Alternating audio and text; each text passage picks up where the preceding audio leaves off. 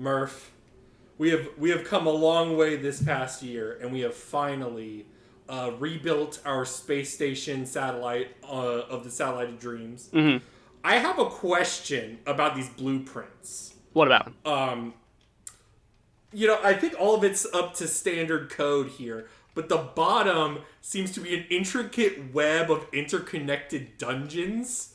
Yeah. With 4 bosses and like a lot of crate puzzles. And I was wondering if that was like you or like what? That wasn't me. I assumed that was you because I was like noticing it was pretty bottom heavy, and I was like, well, maybe that's just how Brogan rolls. I am bottom heavy, but no. Wait 1 second. Is that in the vent? What is that? I awoke within this crawl space of some unfamiliar labyrinth filled with block puzzles. As I wandered the hallways, I stole into a chamber only to be greeted by the familiar faces of Bro and Murph. The sudden realization shocked me. Was this our will? Or were we unwittingly fulfilling that which fate had predestined for us? The sudden uncertainty eclipsed the daydream I had desperately clung to, and the reality now unfolded itself to me, and I saw the machinations of some malefic providence now laid bare. The 3 of us, like so many aimless souls, were trapped in an endless cosmic cycle of playing video games and talking about them on the internet. Oh my gosh, that was good. I was impressed. Wow. Thank you. It has nothing to do with the theme of this week's episode at all. Well, welcome back to the show, Brendan. Always good to have you, our honorary 3rd host. And where we're talking about another one of your favorite games. Well, yeah. If you couldn't tell from the intro, it might be about Soul Reaver. We might be talking about Soul Reaver today. Mm-hmm. Possibly, in theory. This counts as our Castlevania October episode. I mean, kinda. Yeah, no, I totally see that. But before we get to there, Brendan, how you been? You been okay? Yeah, I've been good. Kind of busy, you know. The editorial grind is real, but I'm here and I'm feeling good. What you been playing in the meantime? Well, guys, as the honorary, not really, but kind of 3rd host of this podcast, I am going to bring let's say a follow-up to Murph's Yakuza Minute. And I'm going to bring you the Warhammer 40k Brendan's BattleSector Battle Report. Okay. So I've been playing live from the front lines of Warhammer 40k BattleSector, which, if listeners don't know what that is, it's a turn-based tactical strategy game in the vein of, I guess, honestly, it's hard to kind of like pinpoint what other things it's like. What it really is probably the most authentic adaptation of the board game, of the tabletop Warhammer 40k tabletop to video game form. Some of the stuff is sanded down, some of the edges, things are streamlined. You don't get to play as every faction, but that game, the core gameplay is there, and a lot of that, you're moving your armies to different positions, you're trying to take objectives, wipe everyone out. There's a main campaign where you're playing as the Blood Angels fighting against Tyranids. Pretty standard fare. I've basically ignored that entirely in favor of just skirmishes, and also there's another mode called it's basically a Galactic Conquest mode. I think it's called actually Planetary Supremacy is what it's called. So if you've played like Battlefront, it's like that, but instead of first or third person shooting, you're doing like matches against AI, and there's 2 different factions that you're fighting against, all this stuff. It's really good because I I mean, I don't like War. I love Warhammer. I've loved it since I was like in middle school. And seeing everyone getting super hyped about Space Marine 2 made me want to, get into some Warhammer video games that I hadn't really played before. Now, I didn't play Space Marine 2, so I was like, you know what?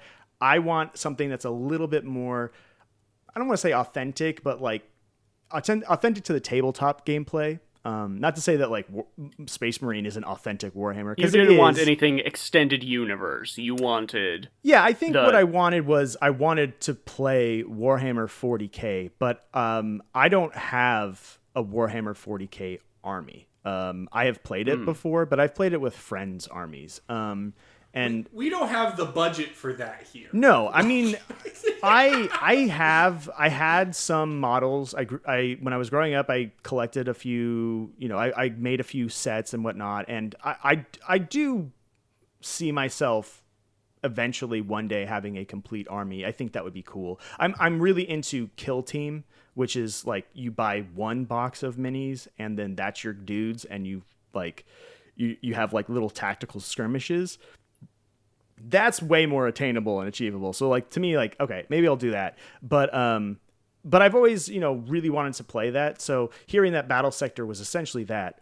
I heard about the game. I think when it came out, it was like 2022, and I just never got around to it. Then I got it in a Fanatical bundle, which is kind of like Humble. The big problem, I guess, with this game for me is I want to recommend it to anyone who likes Warhammer. The problem is they monetize it kind of like Warhammer Tabletop, in that you get two factions out of the box, so to speak, with the Blood Angels and the Tyranids, and then the like 6 other factions that they have in the game, you have to buy those separately. And there are also elite units that you can get that you have to buy separately. And this has got a really active, like small but active online community with tournaments and stuff. So like people take it really seriously, just like the tabletop game. And if you want to compete, you have to have those elite units. You probably want to have those other factions just to play around with them and see what they can do. To have other options to field if you want to. That kind of sucks. I don't like that they do that.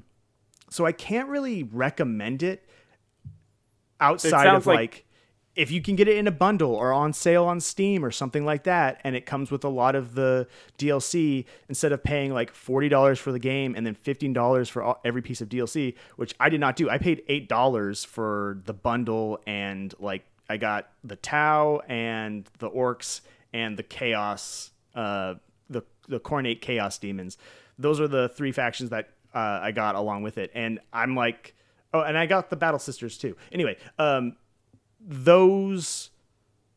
altogether was like $8. And I think that's an amazing deal. If you can get something like that, or even like $10 or $20, I think that's worth it. But like, if you've ever wanted to to play 40K, the tabletop game, and you don't want to spend the money on all the money on all the miniatures. Wow, that's a tongue twister. All the money on all the miniatures. Yeah, all the money on all the miniatures, and then painting them and building them and whatnot. And you don't have a dedicated group of friends who are going to set up Tabletop Simulator and play with like add-ons and stuff that way, which I'm yet to do that, but I have a couple friends who are interested in doing that.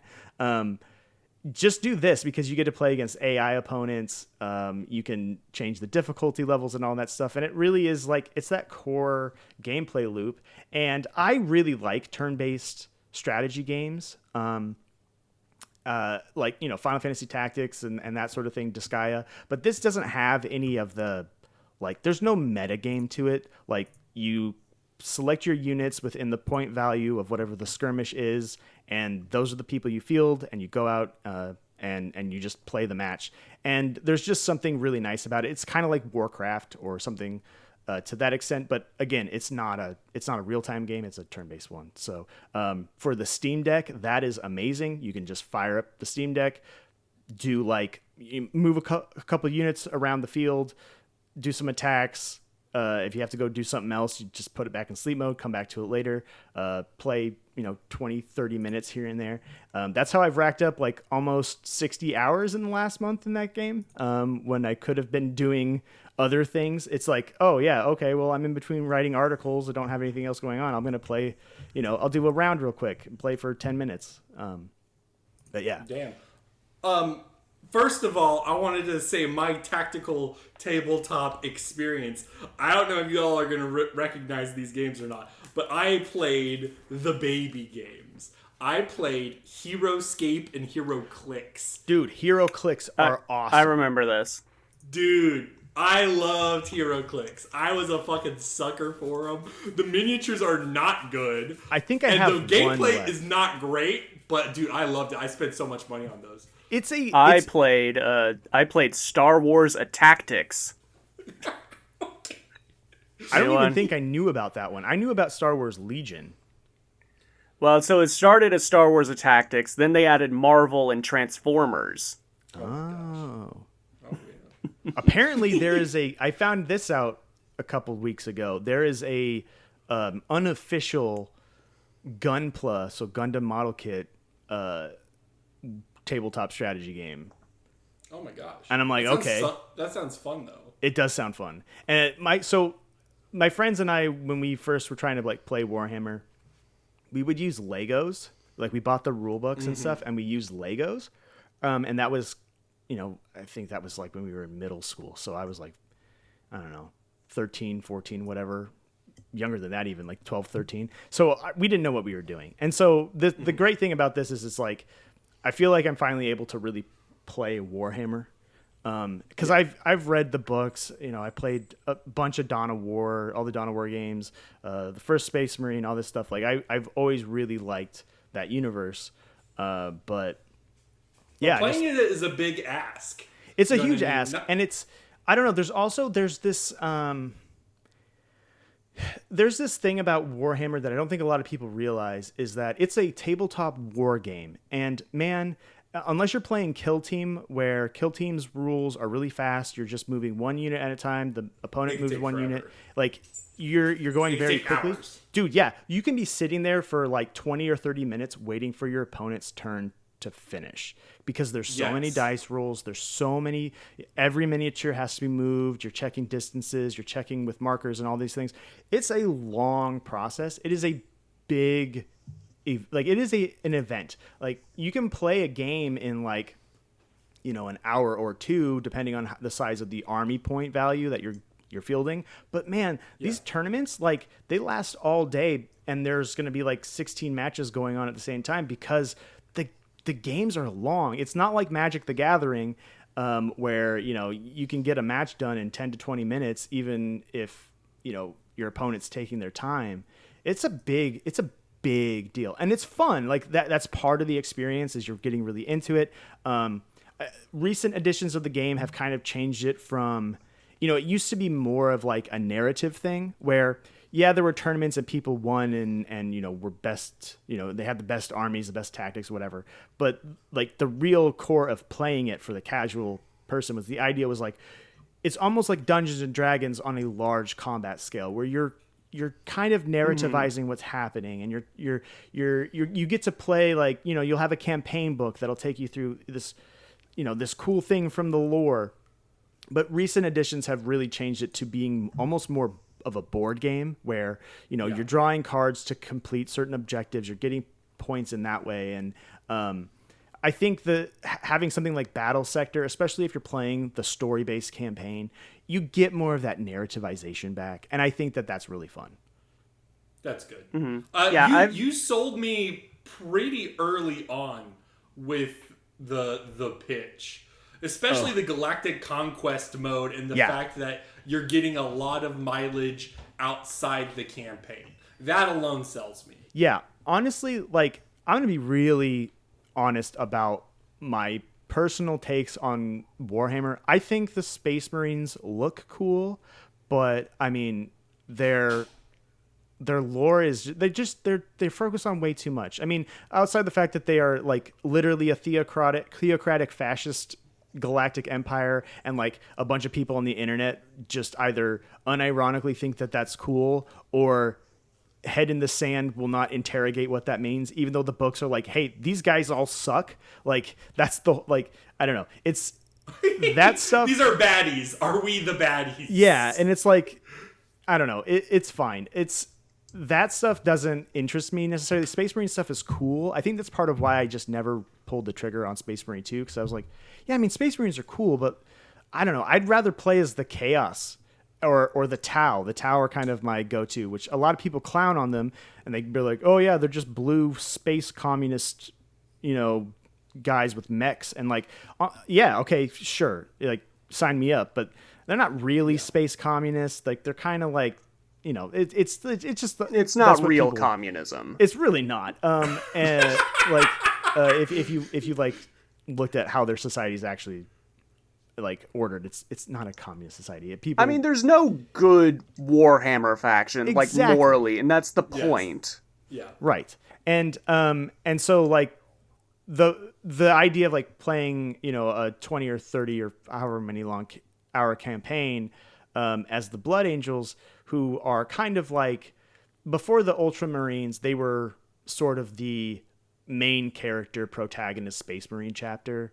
Like them and the Ultramarines are kind of like the two that everything is going to be about one of those two guys, especially in the like mid to late 2000s. That was who they focused on, and I'm just not interested in. I don't really care. Like if I'm going to play as the Imperium, I think like the Imperial Guard are way more interesting because they're just dudes, or like the Grey Knights, who are, they're a Space Marine chapter, but they're like secretive and they just go out and hunt demons, and they're completely just batshit insane people, who like, hey, we need to protect ourselves from demons. Let's cover our armor in the blood of a bunch of holy nuns. That'll do it. That'll protect us from demons. And there is a game called Warhammer Chaos Gate Demon Hunters where you play as the Grey Knights, and it's a good game. It's basically just XCOM. But anyway, I'm just rambling at this point. Whole point is, I mean, like, it feels like Warhammer has had like either a real resurgence in the game space, or maybe it was always there and I just didn't know a lot of games were Warhammer related. So here's the thing is, like, every year there's a bunch that come out. Like we had, like Mechanicus came out a few years ago. There was and so many different genres and art styles. Right, and that's the thing. So in the last few years, I would say, like right around 7th, 8th edition, and certainly 8th, 9th, certainly 9th and 10th edition, Games Workshop got really, I don't want to say aggressive. Like they were just giving the license out to anyone. Like, yeah, you can just make your game if you can afford the license. That's fine. Space Hulk, sure. Necromunda, yeah, go for it. All this stuff. I didn't even know those were Warhammer games. Yes, those are all Warhammer games. Like there's a battle. What is it? Battlefleet something or other, where it's like, it's you're building Battlefleet Gothic. Yep, that is also a Warhammer 40K game. Like it's all over. It's huge. I think I think Space Marine 2 is the thing. Like that game looks wild. The tech that they use for that, it's a kind of like this weird, before some of the like questionable shit came out about their CEO and him saying stupid things. Like it was this beacon of hope, so to speak, it was just an online game that it has a battle pass, but it's not you just get a couple extra cosmetics.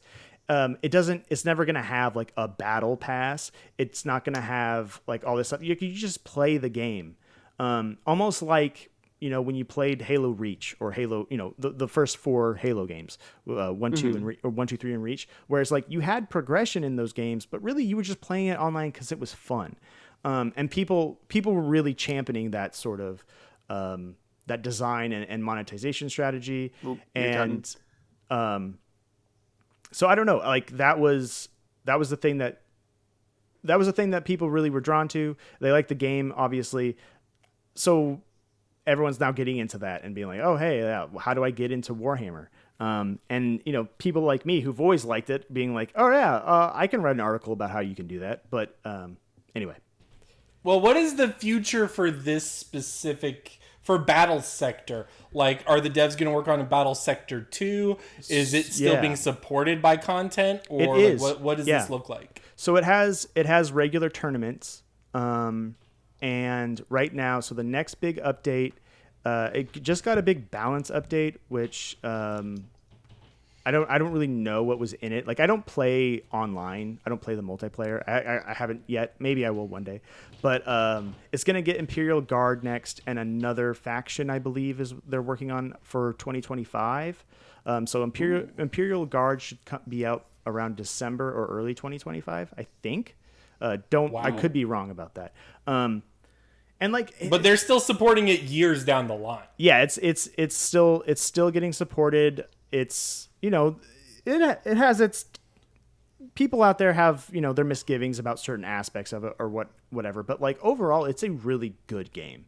And it's got a good amount. It's got enough polish and sheen on it that it's not just like, older games where they were trying to be Warhammer on your PC. Like, this is back in the 90s, and those games were janky and were a little too faithful to the tabletop, whereas this is, it's a video game. It's not trying to just be the tabletop experience. A lot of Warhammer games. You know what also has a lot of games? I was going to say, what's better than one good game? 50 good games. Oh, yeah. You two talk about UFO 50. I'm so intrigued by this game of games. Do you want to pitch it, Brendan, or should I pitch it? You pitch it. So Derek Yu of Mossmouth has collected multiple game developers to create, I guess the best way to say it is like almost a game jam sort of thing, but it's very curated under the narrative framework of an old 80s, 90s video game company. And this is basically the company's catalog of games. And so when you play it, you can organize it in different ways by genre or by alphabetical order. But I would highly recommend you play based on the year it was supposedly released. And you will see basically a collection of, I would say, higher quality than a game jam game. This has clearly had a lot of time and effort put into them. But these are all little bite-sized morsels that have some heft to them in terms of playtime. And yeah, it's 50 titles. I think what was really special for me was how they built on each other, especially as you go by the years. Like, for instance, there will be fictional sequels to games that came out, a couple games before, and it will expand the mechanics or innovate on them in completely new ways that kind of break your brain in a way. And it's super fun. I love that stuff. Yeah. So I haven't played all 50 of the games. It came out, and I made a beeline for the two dungeon crawlers in it, which are I think it's Divers and the other one that I actually really like, and I cannot remember the name of it ever because it's like Vang. It's like Verilis or something like that. I don't know. Something like that. Yeah, it's where it's the first person dungeon crawler with like punch out inspired Vanger? combat. What was that? Vanger? Okay. Valbrace? No, I don't think yes. No, wait, maybe not. Either way, it is basically a first-person dungeon crawler, but with punch-out mechanics when you're fighting. Yes. Okay, and I'm about that. That game is really cool. I think both of those games are very interesting, just conceptually, and like what they're doing with dungeon crawling in I guess I would say pseudo 8-bit, because I don't think obviously 8-bit games couldn't do some of this stuff, but they're beholden to a lot of those restrictions in some ways that you could envision a game like this being on those. It's totally Valbrace, by the way. I'm looking at the list now. Okay. It is 100% that. So I played those, and then I dabbled around with some of the other stuff, and then I just got sucked into the BattleSector vortex. Or warp, it was. I can recommend a lot. I will say, for a fictional game company, they've done a lot of sim games and strategy games. for what system, it's hard to tell, but there's a lot of those. I really liked Bug Hunter. I think that was a really good one. But to showcase what I liked about the sequel thing, there's two really big like game series. There's multiple, but one of them was Campanella, which has like you ride in a little UFO. And in the different games, it means different things. Like there's one where it's like a racer, and you're racing other little UFOs. Or it plays like a little mini helicopter game where you have to, figure out the obstacle course. And one is like a genuine adventure-esque game with all with the same navigation and movement. It's just a fundamentally different level design and structure. That's what does that. Or I personally really liked the Mortal games. One, like the original Mortal is like basically a side scroller game where you got to move your guy, but you have 99 guys, and how you die sets up for your next guy. A good example would be you could bullet your guy and he could just do a Honda headbutt into a wall, and then he's like a little platform for your 98th guy to step on. So then you sort of like build a giant mountain of corpses to beat a level. And what Mortal 2 does as a sequel is it turns them into classes, and instead of a stage-by-stage structure, it turns it into a full interconnected world. And the classes are how those deaths operate. And to me, all that stuff is just so fun. And even then, there's like little sports games or cute little mini games. There's one that's almost like a fighting game, but it's a tennis game. And it's called like Bushido Blade, or it's Bushido Ball. And you're trying to make sure the ball doesn't get into it's like Pong, I guess is a better way to say it. But each character has its own abilities and movement systems, and stuff like that is just so much fun. My one complaint is I wish this had online multiplayer, especially for the mini games that are like racing related or what have you. Instead, you're playing against NPCs or a local person, which I don't have. I don't have friends. So it is what it is. Yeah, I think like there's a lot of cool ideas in there, and there's stuff that I really need to get back to it, and dive into some of those other games. There's what's that strategy game where it's like I know there's a lot of them in there, but like you're moving a dude across a map that kind of looks like Mario. I think I should obviously go back and go through chronologically, because it does sound like that's the intended way to play, and you get a really good experience that way. Yes, I would highly recommend it. And obviously, look, it's a mixed bag. I would say the nice thing about it is in the mixed bag, even the ones that are like, it's never like, wow, this game is shitty.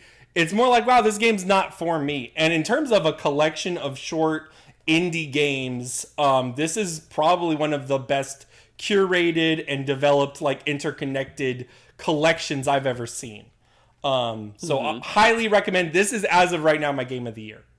So okay, yeah, I mean, I've heard a lot of people saying that, and I think I said to you, like, I think there's a case to be made, so I need to go back to it.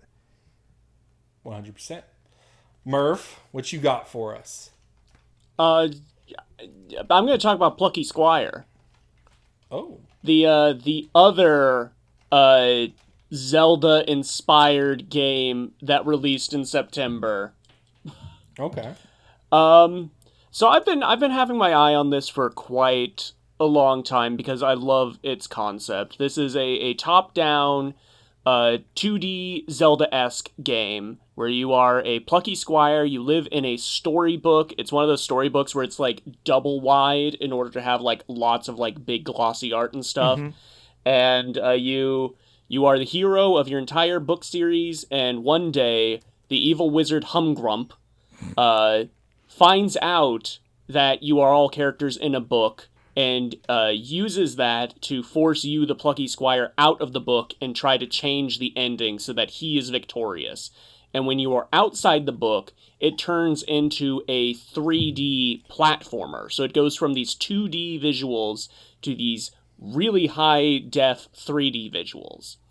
And a lot of the like the weight and carrying capacity of this game is on its visual aesthetic and its charm.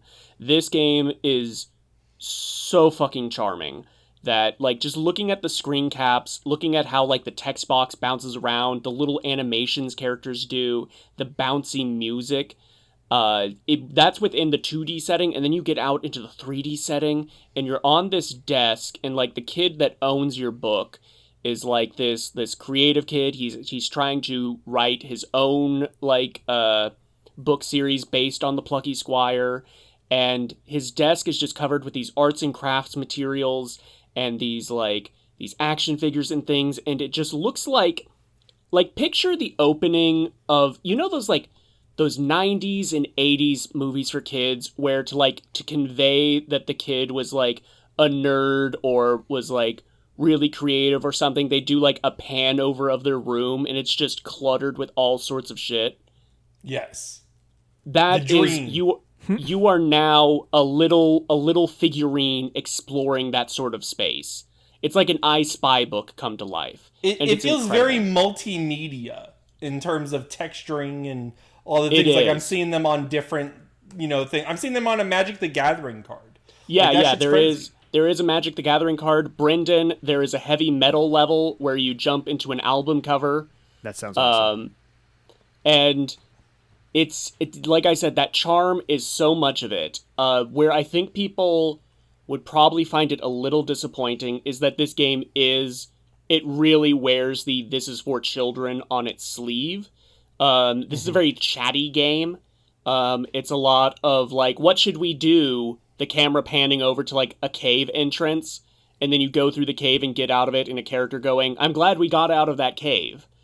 And wow. That doesn't bother me so much because I do find the writing pretty charming. I like these characters, but it is a lot of like, you remember how like Pikmin 4 people complained about the intro was a lot of stop and start and tutorializing?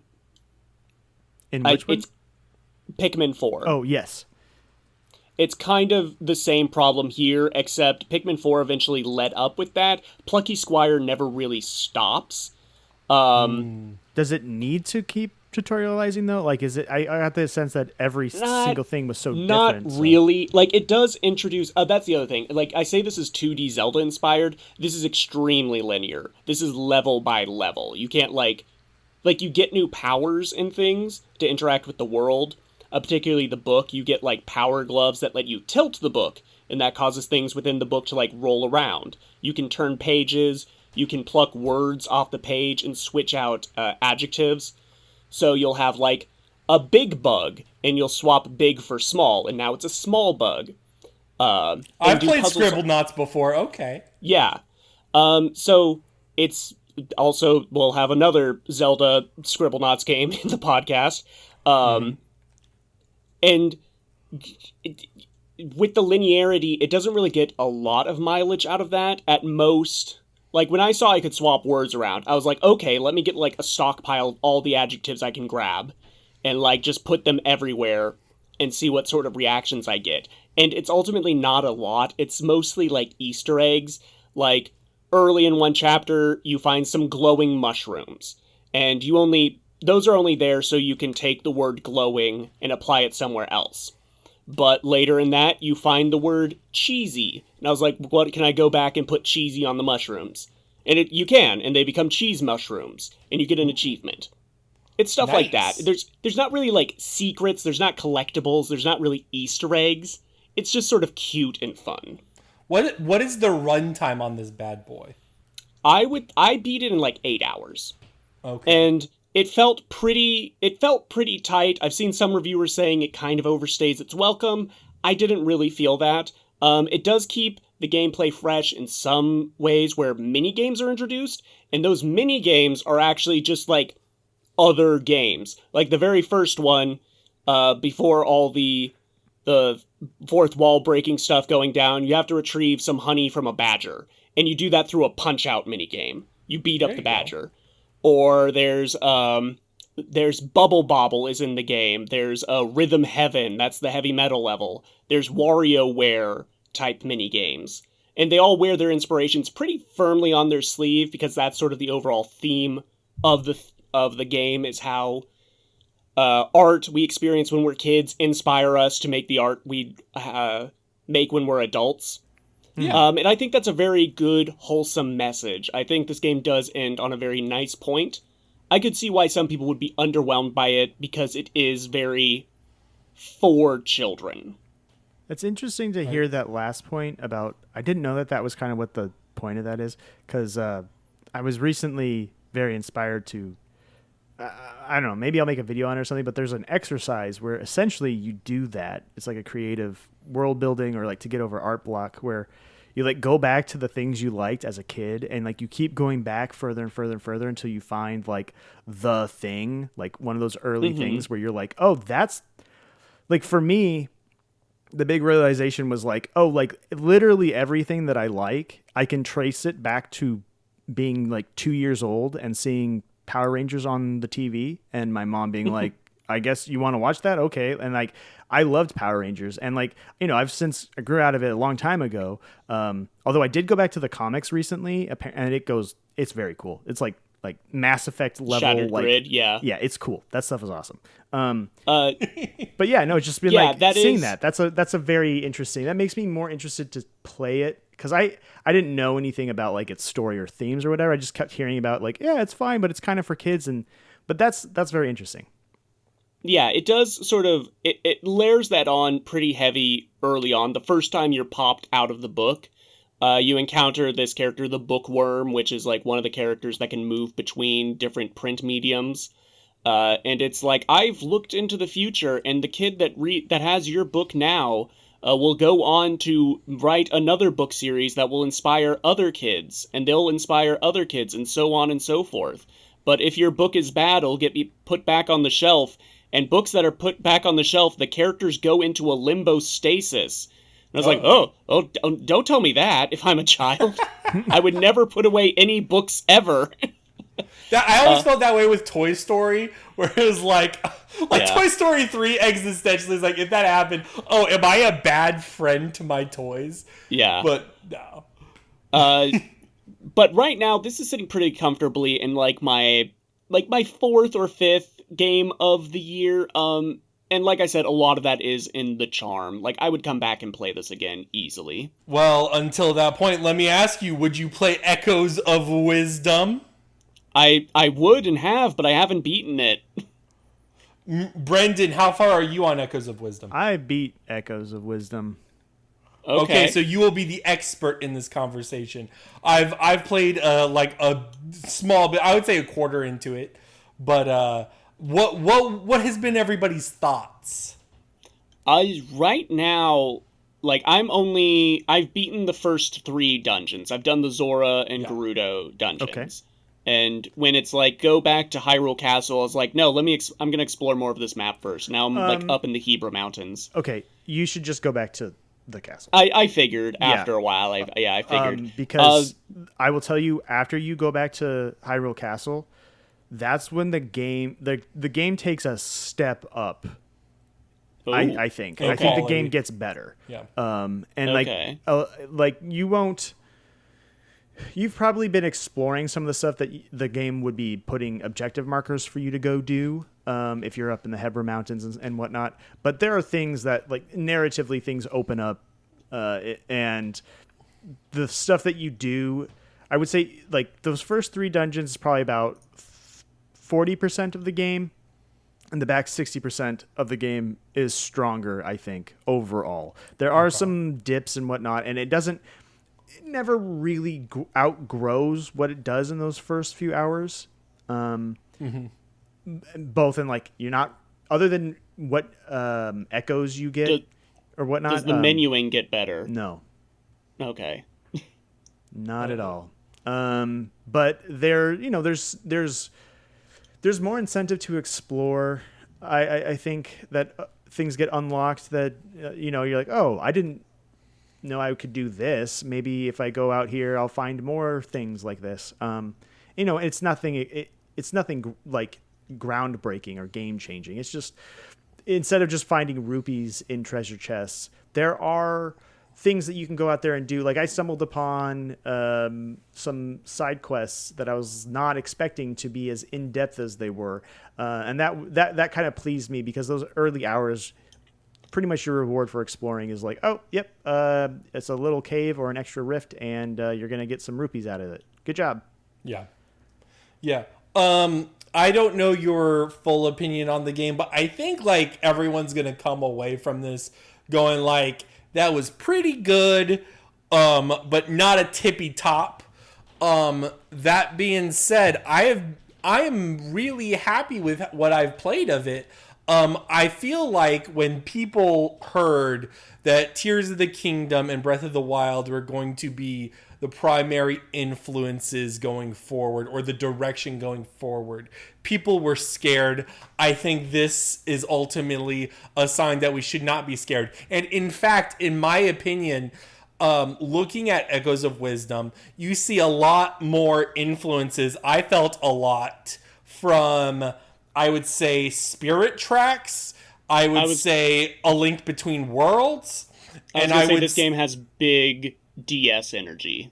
Yes, huge. Like, you could see the lineage from Spirit Tracks, Link Between Worlds, Echoes of Wisdom. Like, that is very clear. And obviously, yes, there's like that sandbox physics element that plays into it. And I feel kind of like mixed between, but the way it can be framed in my head that I really like is it's just another way to do items, and it's another way to do tools, and it kind of works with Zelda's staff sorcery thing. And I've always liked sorcery and characters like that. There's not so much as much magic, but there is like summoning enemies and stuff. I like summoning shit. That stuff's fun to me. So there is a lot there that I really enjoy. And like breaking the game in the overworld sense is fun. I wish that there was more to utilize amongst the random clutter you're getting as your echoes.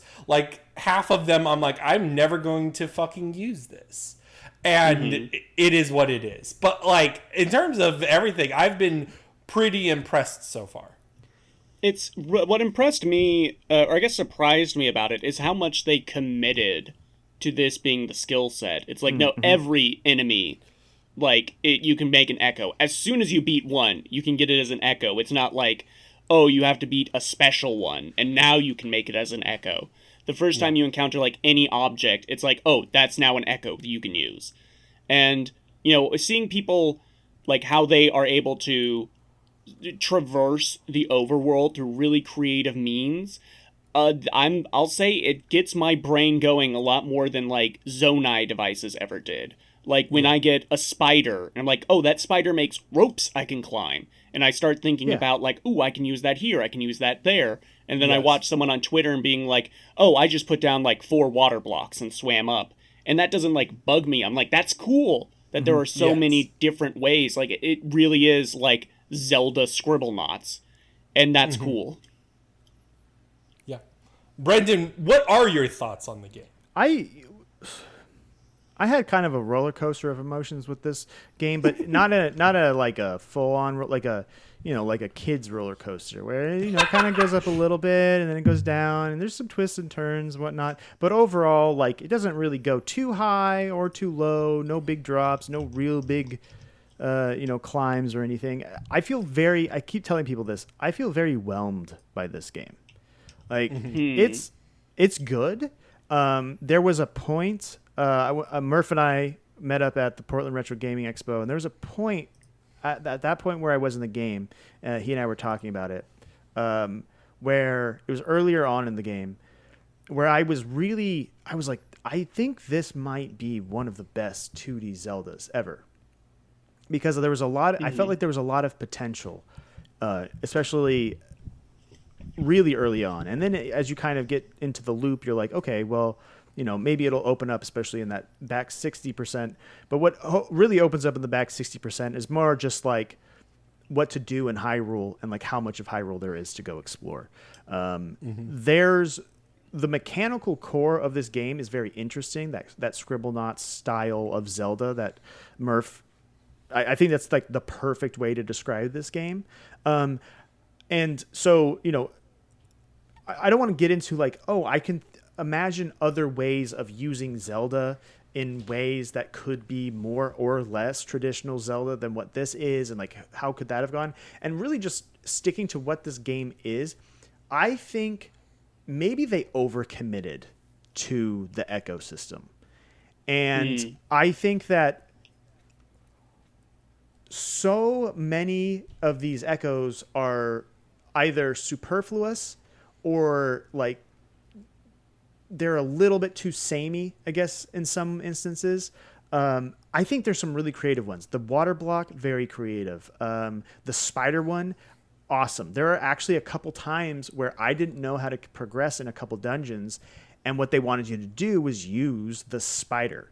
And where I come down on it is like, okay, the spiders are, I as Bro was saying, like, a lot of people keep comparing this to stuff like Breath of the Wild and Tears of the Kingdom, and rightly so. I mean, the UI is very similar, and there's obviously some design ethos of those games that has gone into this, but I think that what this feels like is it's Zelda, like it's a traditional Zelda where your moveset is a little bit more limited and you have this giant inventory of items. And having all of those items kind of do similar things, it loses the impact when you have something like, I can just use the bed to cross 90% of this stuff. And so I think I was really excited when I first played the demo at PAX. It really sold me on the game because there's a limit on how many of the things that I could put down. And you only had so many items in that demo. And I was like, okay, wow, it's a lot more restrictive, and there's going to have to be more problem solving and maybe more stringent boundaries for some of that stuff to play with. Even if there was like, in my head, I was like, even if there is like 30 echoes, that'd be fine. That'd be a lot. But what we got is like 100 or something, or 200 echoes. And I don't know if we needed all those. And it just made the game feel, I don't know, it diminished the reward of getting new ones, and also just completely put me off from trying too many of them, because either they do the exact same as everything else or they're just useless. I mean, going along with like the idea of echoes being like creative tools or gadgets or items or whatever, the fact that there are so many, I think is like, that is specifically a byproduct of like Tears of the Kingdom, where it's like, oh, get your brain going. But I don't necessarily feel like it needed that. I think a lot of people from a 2D Zelda want structure, and this game, even with, let's say, 30 echoes, would have plenty to break. You know what I mean? Like, the game is bendable fundamentally, so you don't need the illusion of bending it. You know what I mean? Yeah, no, I completely agree, because where I'm not saying that this would be better, but I found myself imagining a version of this game that was Zelda got a dozen echoes, and you got a new echo every dungeon, kind of like when Link gets a new a new item every dungeon, but those echoes could be all monsters, right? And so Zelda's big thing, her big defining thing, was that she gets to summon monsters. And like, that's the whole of the echoes system. That would be fucking sick. I would love that. Yeah, and then you would get that, like, okay, the problem solving and the I don't know how to put it succinctly, but like one item per dungeon, like, rule set that we get in other older traditional Zeldas. You get some of that, but maybe you got like 3 or 4 new echoes every dungeon, and those were like the main ones that you were using. I just found myself wondering, like, what if there was a little bit more structure to this, and a little bit the scope was paired in. I feel like that would be a more successful game and a more exciting game. And that wouldn't compromise on this idea of Zelda being, a very different character from Link, but still giving that same Zelda structure to the adventure. Let me ask some spare bullet point questions here real quick. How do you feel about the link form? I have seen from different people that I think they see it as like a compromise, or like a why bring in combat and simplify combat for a game which that should be like her system of summoning creatures should be the effective combat. You know what I mean? Like, how much of a problem is it for you? Well, it's odd. It's an odd to have Zelda be the main character of a game and to make a big point of being, you're not playing as Link, except for you're going to be able to play as Link, sorta. Mm-hmm. And when you beat enough, and like, if you do what I did and you level up your energy meter for Link form, you can be a Link for a pretty long time, and most enemies will drop enough stuff when you beat them that you can be Link most every single combat encounter. And I think that that's kind of a bummer. It feels like enemy echoes do so little damage, and I don't know if that's like the Link form was added to compensate for that, or the low damage was added to compensate for the Link form. Like, to make players use it. Definitely when they first revealed it, I was, like, my interest in the game dropped a little, because I was like, oh, well, this is just how they want you to do combat then. Playing it in the game, I don't mind it as much, because it is like, oh, I'm having difficulty with this combat. Oh, right, I can just go into sword mode and just wipe these guys and get back to the stuff I find fun, which is, like, the traversal and the platforming. Yeah, I think the issue with it is less of a mechanical one and more of a thematic and narrative one. Like, why be Link when you're not going to be Link? Like, look, Zelda historically has a role to play in many of these final battles against Ganon. She wields a bow and arrow. She has a quote-unquote canonical weapon that she could have. You could have, like, goddess form Zelda where she has a bow. Like, that could be the high damage mode or something that doesn't that we don't have to be Link. Now, I'm not saying that would be better, but it's just an alternative way, and I think a more exciting and like uniquely different Zelda thing. Like, yeah, exactly. Like, Link has a bow too, but it's a secondary. It's his secondary thing, you know? Whereas, like, you know, if Zelda's in, I think it was the Ocarina of Time? No, was it Ocarina of Time, or was it A Link to the Past, where she shot the arrow, you know, like she shoots the arrow to defeat... quite a few, like Wind Waker. Yeah, she exactly. uses the silver arrows, and I think Twilight Princess as well. Yes. Right. Yeah. And so there's something there where it's like, I don't care about the canon. I don't care about the timeline. Sure. I'm not really that worried about it. But if that is I was going to say, if that is a consideration, if that is something, if we need to fulfill that marker, dude, it already exists. She can just shoot her bow. I'm sure in Hyrule Warriors, she uses a bow sometimes. She uses a rapier, and she can use the Wind Waker, and she uses the bow in her ult. I played a lot of Hyrule Warriors. There you go. Okay. Well, and you know what? Well, another one just occurred to me. Have a Sheik form. Have her be Sheik or something. Oh, that'd be so fun. That'd be so cool. Yeah, so I kind of danced around it earlier. I don't want to spoil it too much, but there are some alternative outfits for Zelda. You unlock the first one after you beat I've seen people posting a lot of pictures of her kitty cat cosplay. Right, that is another one. There's no Sheik outfit in this game, and I'm just like, come on, guys. Like, that is the easiest pull.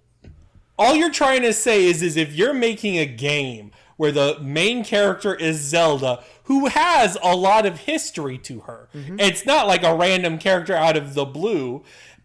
You could do a lot of things that are creative. And when you play other Zelda likes, they don't just use a fucking sword and shield. They have different things. Mina the Hollower is going to have whips, etc., etc. So you could use bows and have it more character specific to this game. And what it would do is it would make the game fresher. My other question I wanted to ask you all. I love the Link's Awakening remake style, and I love the Link to the Past map. Obviously, they expanded and fleshed out this map more to where I think it is appropriate and good. But how much do you all feel like 2D Zelda is going to be retreading this aesthetic? Like, is this just the house style for 2D Zelda now? And is this what we're gonna get in terms of aesthetic variety? I think Nintendo's shown enough of a track record with Zelda that there's no one style that it ever becomes the style. Like, the game after Wind Waker was Twilight Princess, right? Mm-hmm. Sure. So I think for me, this game really felt like a breath of fresh air after it felt like Breath of the Wild era Zelda, like, really dominated the landscape. Like, with the next Zelda game was a sequel to Breath of the Wild. The next Hyrule Warriors game we got was a Breath of the Wild prequel, right? Like, we have lived in that section of Zelda for, like what? Almost, like, nearly 10 years. Yeah, it's been... Which is so weird for Zelda. And so going back to this chibi art style, I never played the Link's Awakening remake, but I am on record saying Link's Awakening is, like, my favorite Zelda. Sure. Going back to the simpler visuals and this simpler storytelling, really just, like, I don't know, much like the Plucky Squire, it made me feel like a kid again, and it really made me feel, like, got me in that headspace of, like, well, let's just, like, screw around, like, how I would if I had this game back on the DS back in the day. Like, I would just, I'd probably be going around spawning a ton of monsters, seeing which monsters could beat other monsters, things like that. And I think the art direction really helped sell that. Let me ask Brendan real quick because he's beaten the game. One of the things I liked in terms of setting it different to like Link to Zelda, okay, I got impressions of it, but I don't know how deep the rabbit hole goes. One of the things I like about Zelda as a series is like going to a village, talking to the NPCs, seeing their personalities, and helping them through their things, and especially with the dungeon as a whole. Obviously, that's definitely altered here, but I did get an impression with Zelda and how she interacts with people that there was a little bit more going on for a 2D Zelda NPC thing. Does that really pay off later on, or is it pretty plain? It doesn't pay off at all. Okay. I think that's all I wanted to know. My biggest criticism ties into basically what I was saying with some of that stuff with like this, utilizing a Link move set in place of a Zelda one. Zelda's basically could have been any character. This could be a game where you play as Tingle. This could be a game. Dude, this could have been a fucking ActRaiser game where you brought back settlements and shit. There's no Zelda's identity, Zelda's personality. I mean, obviously, because she's silent protagonist in this game, which I'm fine with. I don't think we need to be hearing Zelda's dialogue or whatever. That's fine. I'm pro silent protagonist most of the time. What I'm kind of let down by is how very little. So like the first. I don't want to spoil things too much because you guys are. Murph especially is about to go into these other sections of the game, but the first 3 dungeons take place in what we could say is like Hyrule proper, with the exception of kind of the Gerudo area, where you're hiding, your identity is hidden, and the Gerudos don't even really know who Zelda is. The Zoras kind of don't even know what's going on. Like Hyrule as a castle, as a kingdom, they know about it, but they're not really aware of it. And when you're talking to the Hyrule settlements, the human settlements, or I guess Hylian settlements, they don't even know it's Zelda, right? So Zelda's never really, her identity as the princess and what that means for her to be the one that's taking on this quest, that's never explored. And then when you break out of the realms of Hyrule, that we don't even know who Zelda is tenfold. It's her identity as the princess or whatever is just not.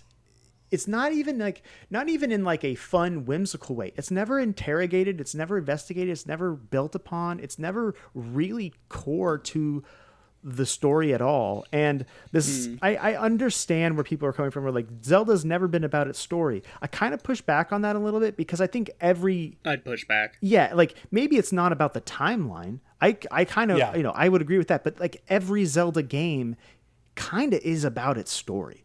It cares about itself. Yeah. Yeah. Like Wind Waker has a story, and it's a surprisingly good one with how it treats Ganon. Zelda does way more. It interrogates Zelda's nature. I should say, Twilight Princess interrogates Zelda's nature as a princess and what it means and what that responsibility to her kingdom is. And she's in that game for like 2% of it, right?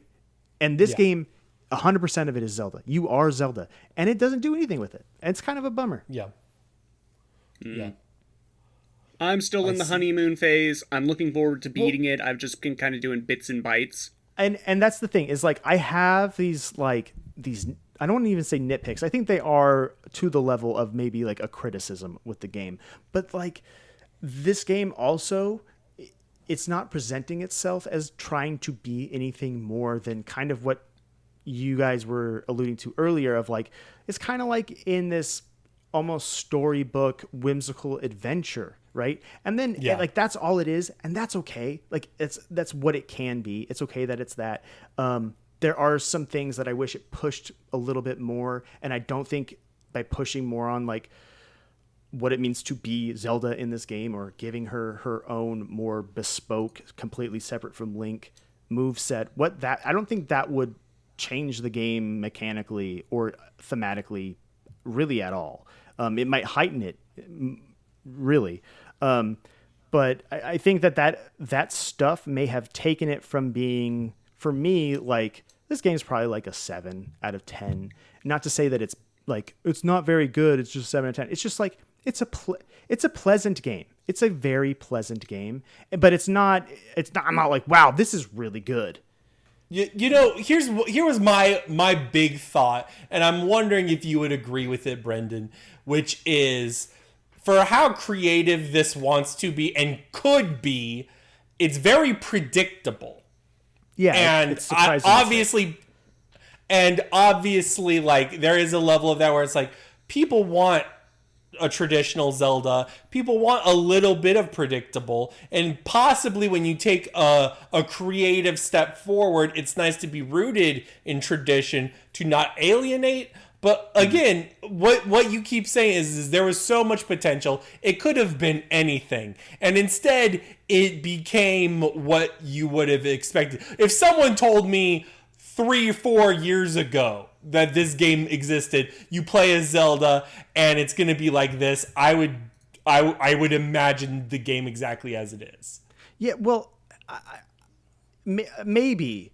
But I think also if 3 or 4 years ago someone said, hey, there's going to be a traditional 2D Zelda where you play as Zelda and the gimmick is she can summon items and monsters to fight on her behalf. And that would also be a sign me the fuck up. Yeah, it would be a sign me the fuck up.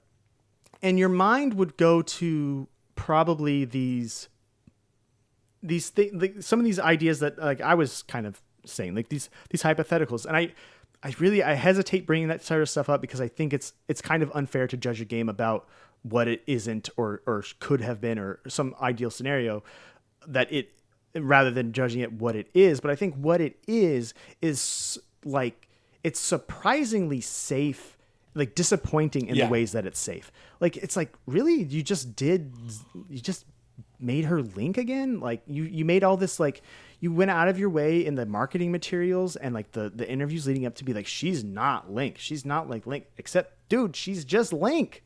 Like everyone in the game mistakes her for Link, which says a lot about their similar builds, faces. Like, I don't know. Like if people want a traditional Zelda, like there's nothing about having a traditional Zelda that precludes you from having a different moveset or precludes you from like having like, and you can have you get it in this game. You have the themed dungeons with, each one kind of has its own gimmick to an extent. You get specific power-ups that to overcome specific rooms and whatnot. Like, that stuff does happen. But I don't know, like, that's not what... I don't think that is very interesting. Like, I don't think that is what makes this game somehow like, oh yeah, dude, this is traditional Zelda because it has themed dungeons. Like, it still doesn't... It doesn't even really fit that to me. Like, it just feels... It feels like it's Zelda aesthetically in rather than in a lot of that other stuff. And maybe that's what happened. Like, maybe that's the game they wanted to make, is they're like, we just want it to look like Zelda and kind of like, yeah, we'll have the themed dungeons or whatever. But it's like the entire inverse of like a Breath of the Wild, where like no one really liked the dungeons, but they're like, everything else, it feels like, I'm going on this adventure, Zelda and all this stuff, where like, I don't know, I feel the opposite about this. Like, yeah, okay, they did all the stuff, but it didn't really, I don't know, I don't think they really nailed the Zelda vibe. Yeah. This is a fascinating dissection, because it is like, I hear all the time from people, especially after Tears of the Kingdom, that they wanted more structure, they wanted more this, and this, and this is the other side of the coin, and I don't know where it ends up on for me. We'll see what happens. Yeah, I guess my bottom line here, I know I've kind of rambled a bit, but my bottom line here is it's interesting how it evolves traditional Zelda, and for the people out there who wanted it to be even more like traditional Zelda, I'm not sure structure would have made them feel like, this is really a traditional Zelda again, unless really all that they want is structure and playing as Link. And so I don't know. It makes me really question this whole notion of like that, like Zelda has lost something. Like, it really, I don't know. That's a whole other conversation. But yeah, the point is, it's a good game. I would encourage people who are interested to check it out and play it. Don't worry about my my what if scenarios. You might like absolutely love it. There are people out there who are giving this game like best 2D Zelda in the last however many decades. And there was a moment where I wondered if maybe that was the case, but yeah, it could be for you. So who knows? Speaking of games where characters look like other characters. Okay. All right. Keep going. It's time for the anti-penultimate Yakuza Minute. Oh my god. What is with Like a Dragon Ishin. I don't even know the words he says anymore, Brendan. Is anti-penultimate the one before the penultimate? Yes, it means the third one. So if you want the like fourth A-N-T-E? one, it's... If you want the fourth one, it's pre-anti-penultimate. I think he's making this up as he goes along, Brendan. So, this is a Yakuza spin-off game. Because I'm still kind of in that spin-off period before I get to the next mainline entry. Like a Dragon Ishin, what's weird about this is the original Like a Dragon Ishin was a launch title for the PS4, and this is a remake being released at the tail end of the PS4. This game was never released in the West before this remake. It was this, and there's another Yakuza period piece that was on the PS3, which they just have never really brought up since. Yes. The best way to explain this is set in 1860s Japan, the end of the Edo period. It is about the man, Sakamoto Ryoma, the man that, like, unified Japan as one empire, which is what it was going into the 20th century. You know, like, when The Simpsons will do something like, oh, we're going to tell the plots of 3 classic novels, but all the characters will be replaced with Simpsons characters. Or Family Guy does this. Yeah. So that, but it's the unification of Japan, but all the historical figures are Yakuza characters. Okay. So Sakamoto Ryoma, he is, quote-unquote, played by our boy Kazuma Kiryu. And various other characters. With this remake, in the original, a lot of the characters were pulled from Yakuza's 4 and 5, because those were the most recent ones. For the remake, a lot of those deep cuts have been replaced with characters from Yakuza 0 and 7. And people that played the original, I know, have a lot of strong words to say about the replacements they did.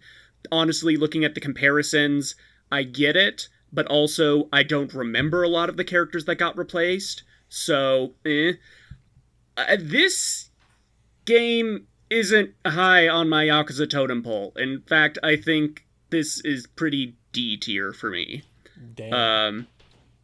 Its main issue is that it's just really dry with the plot. Like, this is about the unification for Japan, and they spend a lot of time just explaining the different factions, the regions. It's the Bakumatsu, and they need to get the Tosa loyalists from the Shishi region. So it's very educational. Yes. And it's like, on paper, I don't hate that. Like, I just finished watching Shogun. I love that show. I've been reading Kozue Kuiki manga, Lone Wolf and Cub, and stuff like that. I love it when he does shit like this. And in this, it's just so dry and expositionary. And that harms it, and I don't really see the benefit of doing it as a Yakuza game in this way, other than it's, like, really neat and has a lot of fan service to give. So I guess my question is when you do the whole, like, oh, Kazuya Kiryu is this historical figure, what is the dynamic or interplay that makes that interesting? I guess where it comes from is that Sakamoto Ryoma is, like, historically written about as this very, like, stoic, steadfast figure, and so you can map Kiryu onto that pretty well. He needs to go get information from an information broker that lives, like, in the underbelly of, Kyo, which is Japan's capital at the time. And that information broker character is played by Yakuza's, Kage, the florist of Sai, who is also a very, like, in the Yakuza setting, he is the information broker. He pops up in a lot of games. So it's like I said, it's all very fan service heavy. Like, they'll have, I don't even remember many of the names. Like, early on, there's a confrontation. Like, historically, we know Sakamoto had a confrontation with this leader of another faction. I think it's the Shinsengumi. There's so many proper nouns. This is the issue. The plot washed over me. But he has a confrontation with another guy in a bathhouse. That's a historical event, and so they make that other guy the lead villain from Yakuza 2. And so when he walks in, you know, oh, that's him, shit's about to go down, you know? I see. And that's where the recasting of the Yakuza 4 and 5 characters to 0 and 7 irks some people. Like, there's one character, you're not certain where his loyalties lie. In the original release, he was played by Baba from Yakuza 5, who is also a character whose loyalties kind of shift around. He's like a double, triple agent. In the remake, he's played by Zhao from Yakuza 7, who is like everybody's friend. So you have no reason to think that he's shifty. You know? Gotcha. So it ultimately harms the thing because they retroactively change the characters. Yes. And then on the combat side, this is where I thought the game would actually, like, gain points from me. Because they give you 4 styles to switch between. One is a brawler, which is, like, standard Yakuza fare. The other is a swordsman, which is based on, like, deflections and guard breaking. A pistol style, which is, like, fully ranged, and you can get, like, special ammo and grenades. And then a wild dancer, which is a pistol and sword in each hand, but you can't block. And you kind of, like, dance between various enemies, kind of in I guess a kind of Arkham style. And so these all play very different. And another thing, that to remake this game, they didn't do it in the RGG engine, which is what they've used since Kiwami 2. This, to make it easier, it was remade in Unreal. So certain quality of life features and just sort of some of the style of the recent Yakuza games I've played isn't present here. Like building interiors you can walk into. Buildings are now a loading screen and a menu. Or going into combat, it doesn't do it like just freeform, like, oh, someone's attacking me, you just now are fighting. It goes into a cutscene to sort of like set up the barriers around you, the invisible walls, and then when you beat them, you get a printout screen of how well you've done. It's like a mid-ground between the turn-based ones and the brawler ones in that way.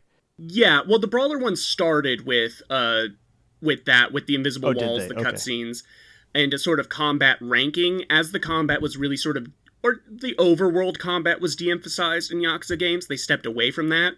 In this one, they really like lean into the ratings and saying like, oh, you were a swordsman master in this, so you get extra points. Or you switched between styles a lot, so you get extra points. And I'm like, okay, so they want me kind of like to Devil May Cry this. Like I'm switching between these 4 unique styles, like on the fly. The issue is you can't really switch between them on the fly. You need to stop moving and then press the one of the D-pad buttons, and then you get an animation of Sakamoto pulling out the respective weapon or putting it away if you're going into Brawler. So it's like not that fast and snappy.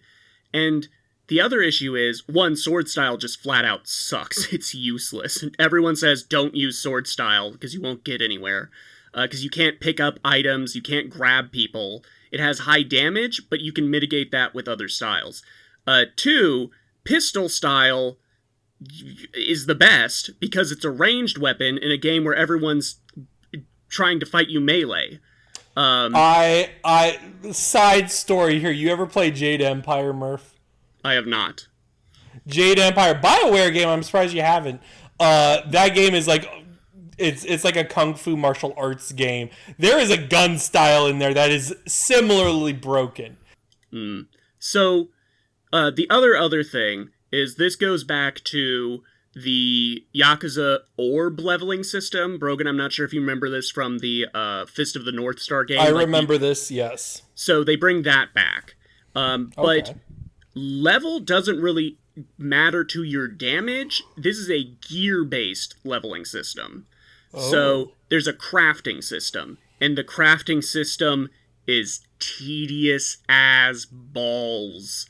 This is like chop wood for an hour to get a halfway decent frame for a gun. It's some Tactics Ogre or Final Fantasy 2 shit. And it's like, okay, you play mini games to get resources. Yakuza is known for its mini games and side content. These are just some of the like worst, most tedious mini games I've played in this franchise. Like a straight up real-time farming sim is one of them. But if you put time into that like I did, you can get a gun that basically lets you delete health bars, even boss health bars. Is it called the Deleter? Ease. No, I could have named it, I didn't. The Soul Reaver! No, I'm just kidding. That's another thing. The remake added, they call them trooper cards. They don't come up a lot. They can only really be used in boss battles or the new dungeon crawler mode.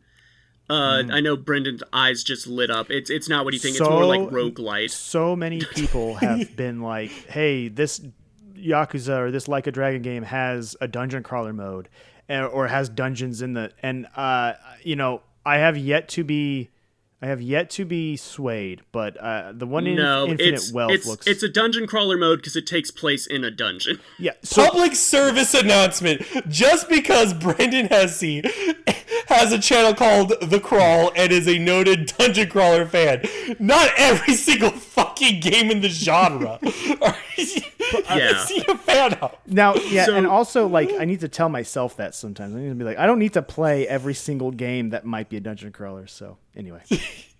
Yeah, so the trooper cards are kind of how they mitigate the damage issue in this game, and it's another way of doing fan service because you summon in one of Ryoma's allies, and they do, like, a big attack. And this is where more cameos come in. This is where you get a lot of more, like, Yakuza 7 party members show up. If you buy the free DLC, you can summon Kenny Omega and Neanners. Okay, all right. And they have the two most busted powers in the game. Kenny Omega shows up and does Sephiroth's Omni Slash. Of course. Oh my god. Yeah. I'm unfamiliar with Neanners. Who's Neanners? A VTuber. Okay. And the bosses will also do this. Like, some bosses straight up, like, Kamehameha you. And, like, it's visually flashy, but it just reminds me of this era of Yakuza, like, the PS3, early PS4 era. The bosses were so annoying because they would just get into these unbreakable animations where they're just invincible for long periods of time. So, like, the combat didn't save me. The story I found really dry, and I didn't get a lot of it. So it's interesting. It's like, its sole merit to me is that it's a kind of spin-off we don't really get in big franchises anymore, you know? Mm-hmm. Like, you know, taking your characters and doing a period piece with them. Like, that's neat. You know, it's not like when Rockstar says we're making Red Dead Redemption, it's not like with the cast of GTA 5, right? So it's kind of like on that merit, and also the fact that this remake is like, it's finally brought to the West for the first time, so it's of historical note. It really didn't do it for me. So franchise health check here. How are you feeling about the franchise right now? A lot of things are adjusting in my mind as I'm, like, getting closer to the end in a sort of, like, thesis statement about what worked and what didn't work for me with Yakuza, what I thought the franchise was going to be based on, like, word of mouth versus what I find it to be. I definitely do feel very strongly that a main selling point for some fans of this is just the Japan simulator of it all, and this game also leans into that a lot. You learn a lot about 1800s Japan. I am also under the impression that for a lot of people that this is like a soap opera, where it's like you have to really connect with the extended cast and all the details, and it's meant to pay off and pay off and pay off. Like, I mean, I get those vibes from, like, Phoenix Wright. When I play Phoenix Wright, it's like, oh, yes, I am glad these characters can come back, etc., etc. And even Phoenix Wright does period pieces and stuff. Yeah. But I guess I'm wondering, is that appealing for you? What is your appeal when you play these now? I do like the cast, or at least the cast that, like, sticks around. Like Kazuma Kiryu, I do think is a gaming icon. I do think if there was, like, a top 100 IGN article of the greatest game characters of all time, Kiryu should be, like, top 20. He could be in Smash. Yeah. Well, no, he won't, because his creator says he won't hit women. Right. I mean, and that's why he's not coming to Tekken. I just mean, like, he is of that tier of character who theoretically could be in Smash. Yes. And, like, characters like Majima, Saejima, like all the Yakuza 4 boys, I just love them. I think it's sort of, like, looking back at the franchise as a whole, and there's only so many stories you can tell of a guy being pulled back into a world of crime in his 40s, you know? Mm-hmm. And they wouldn't, like, they probably didn't know how big the franchise would get. Like, at the time of Yakuza 5, Yakuza was still kind of a niche, semi-underground, like, series, and then it all blew up with Yakuza 7. And now they have, like, a much more massive fan base to cater to, and that's why the remake of Ishin, they swap out the characters from the games most people, like, most of the new audience haven't played for ones they have played, and that just makes sense. Yeah. Like, I think, honestly, my takeaway is I'm just not, like, I think this style of game maybe ultimately wasn't for me from the start. Just like the here's a city with mini games to do as a hub area, right? Yeah. I like the storytelling, I like the characters, I think it's just told oftentimes in a very drawn out, poorly paced way. and I think the combat could be better in most of the titles. So I can't remember. You've played Like a Dragon and Infinite Wealth, right? Yes. Okay. And no, not Infinite Wealth. That's the very last one. Okay. Well, it should be the last one, unless I don't beat it in time for Like a Dragon, A Pirate in Hawaii comes out. Right. And Clock's ticking, Murph. yeah, you've got I mean, honestly, it's like what, February or March or something, right? That comes out, or February. January? Yeah. So my question there is, do you think that the recontextualization of those two titles specifically as quote unquote RPGs? I know there's like, one could make the argument that other games in the series were that, just, in a action focused setting, but in a more traditional turn-based Japanese RPG kind of thing, does that context make more sense? Like, do you think that the city hub mini games, side quests, when you're thinking of it as a traditional a turn-based RPG, does that work better, or does it just not work for you there either? I think Like a Dragon, aka Yakuza 7, that was a breath of fresh air for me. Like, go back and listen on the podcast. I was like, this is the best one that I have played. I think people still believe that. And a lot of that was down to the recontextualization of like doing it in turn-based combat, because now it's like, it's not just like the combat there is simple in the same way that Yakuza's base combat is simple, where like a Kiryu Yakuza game, you're mashing light, heavy for most of your combat encounters, and they'll just carry you through. In like a Dragon Ishin, you get a good pistol and just shoot, everyone dies. And it's not that much more like complicated on a turn-based scale once you get to 7. It's just 7 has a lot more of the flash, and having it as like the context is Kasuga has played so much Dragon Quest that this is how he sees the world. When confronted with a tough enemy, they transform into a dragon before his eyes. Like, that's just funny. It's like, I'm just picturing, like, as I'm picking choices, I'm just picturing, like, the Rugrats episode that's going on in his head, where it cuts back to reality, and someone's just getting punched out, but he sees it as someone's getting fire breathed on them. That's just funny. The abstraction allows for more of that absurdity to be, like, not just be present, but also be kind of palatable in a way that maybe, like... It wouldn't have been, like, you couldn't have a dragon in Yakuza 0, Yeah. And you have, and the mini games are punched up by that. Like when Kasuga's homeless and he has to collect cans, he envisions it as a Pac-Man game where he travels the streets collecting cans while avoiding other homeless people that are trying to steal his cans, which are the ghosts.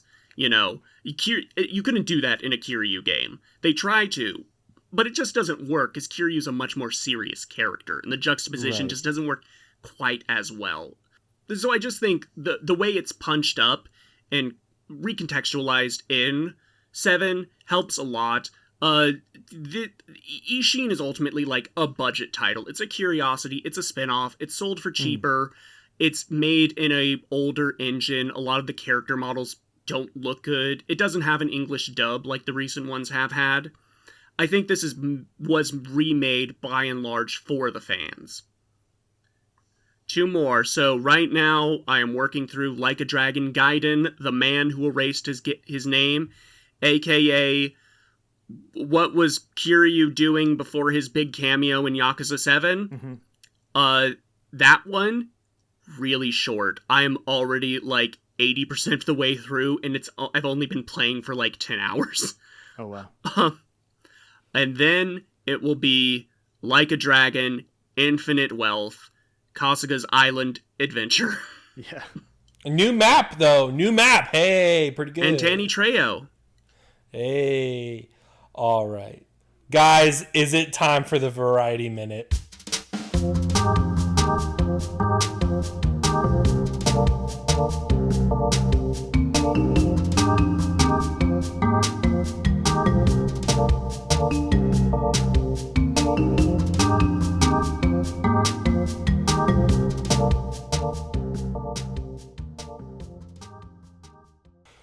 This week's Variety Minute is fighting game shop talk. We have abandoned topic themed one. Wait, I know how this fits in, because do you know who the coolest Mortal Kombat guest characters could be? Kain and Raziel. Oh, dude, they would be so cool in Mortal Kombat. Instead, Mortal Kombat is just going to choose another washed-up 80s action character. Yep. Yep. Yeah, basically. But those would be sick. But no, we're going to talk fighting games here. We always have so much to talk about for them that we just was like, what if we just have that take up the Variety Minute slot? Mm-hmm. Brendan. Yeah. You are not typically a fighting game player, but, you dabbled now. Yes, I have. So, I mean, we talked about this. Gosh, we were going to talk about this a while ago. And, when we were last year, I was firing up Third Strike with you guys, and then we played a lot, or not a lot, but a fair bit. I played a fair bit of Street Fighter 6 with y'all. And, most recently, I don't think we've played together, but we've all picked up MVC, the collection. Yep. And so we've been talking about that a bit. And so, reflecting on my fighting game history, I played a lot of Street Fighter 4. For a lot in context of, how much I played. And I played a whole lot of Soul Calibur 2 as well. So, those are kind of the games that, like, I know the best. Yeah. I guess if you include Smash in that as well. I've never really been a huge Smash player, but I've played a fair bit of it. Sure. So like, I'm not like a fighting game guy, but I've always wanted to be. And I think Street Fighter Third Strike was where it really clicked for me. Just in terms of like what these games are fundamentally was different than what I had built them up to be in my mind. Yes. Although Murph had a really good point of like, MVC2 is what he thought these games were, and that's absolutely what I thought all fighting games were that. And so yeah, I don't know. It's been fun these last I don't know, what do you say, 18 months or so? Yeah, not even that. Like, a year and change of getting into them in a very casual, I gotta say, very casual way. I just do not have the time to commit to the ranking ladder grind. But the grind. But like, I like these games. I've come to figure out what I like about these games and why I like them, and so that's been really fun. Yeah, I mean, I think the appeal of the genre is, number one, it's multiplayer. It encourages interactivity, but it's also competitive, and like, to me, I phrase it as it's all game. It's all game. Like it just fundamentally, it's the game, and like you could like different ones, and obviously like. They vary wildly in like what the appeal is, but like when you like it for its mechanics, you like it for its game feel, you like it for all the things that aren't trappings. It's never like a cutscene, press X to do this. Right. It's like, wow, this really moved me. No, it's like, no, I like how the game plays. Yeah. I would say, I just kind of like to put where my head is in terms of like what I like. I of all the games that I have tried out, I find Samurai Showdown, though, that series to be, I believe that, maybe my favorite so far, because it has some of that inputty stuff that you get in Street Fighter, which I like. I do like the throwing fireballs and whatnot. You like the footsies. I do like the footsies, and I like that in Samurai Showdown, it's big hits. If you whiff a hit, man, you are done. It is like they're fast. They really sell that like samurai like duel kind of vibe. Spectacle. Where you're like you're hitting footsies, and then it's like once you get that one big hit in, man, that's it. So I've really clicked with those games. You would like SNK games, Brendan. I think you're secretly an SNK fan. SNK games are very, very fun D-based. I think that's gonna be the next one. I think we've talked about it. Is gonna be City of the Wolves when that comes out. I think that's gonna be the one. I don't know for certain, but based upon what you've said, my experience with Sam Show, I have this vibe that maybe I thought I was a Capcom guy, and I am to a certain extent, but maybe you might be right. Maybe I am an SNK guy. We'll find out. Yeah. Well, going into these, so like, you know what's not fundies based? What it is not about footsies and careful Marvel vs. neutral. Capcom 2. Marvel versus Capcom 2.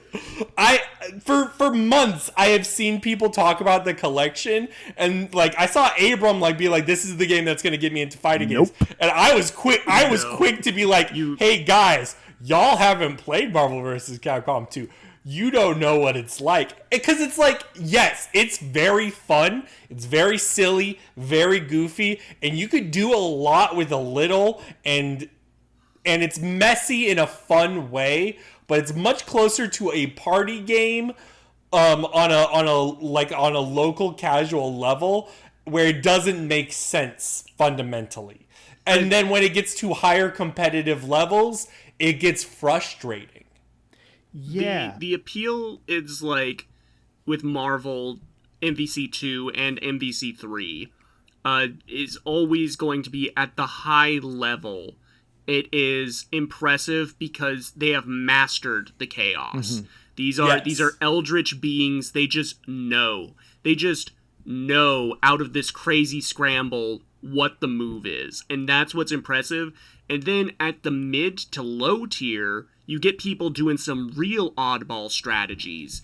And that's where the fun is. But at no point would I ever say that this is a tight game. This is a game where you go in and you want to control the madness. You make the madness your ally rather than I'm looking for my pokes, you know? Yes. Right. You're not trying to make sense of it. You're just trying to fucking survive. I think yeah, so like coming into this thing, I kind of knew that it was going to be wild. I watch a lot of like Maximilian Dude, I watch a lot of Justin Wong. I knew that MVC2 is just a totally different beast compared to a Street Fighter, right?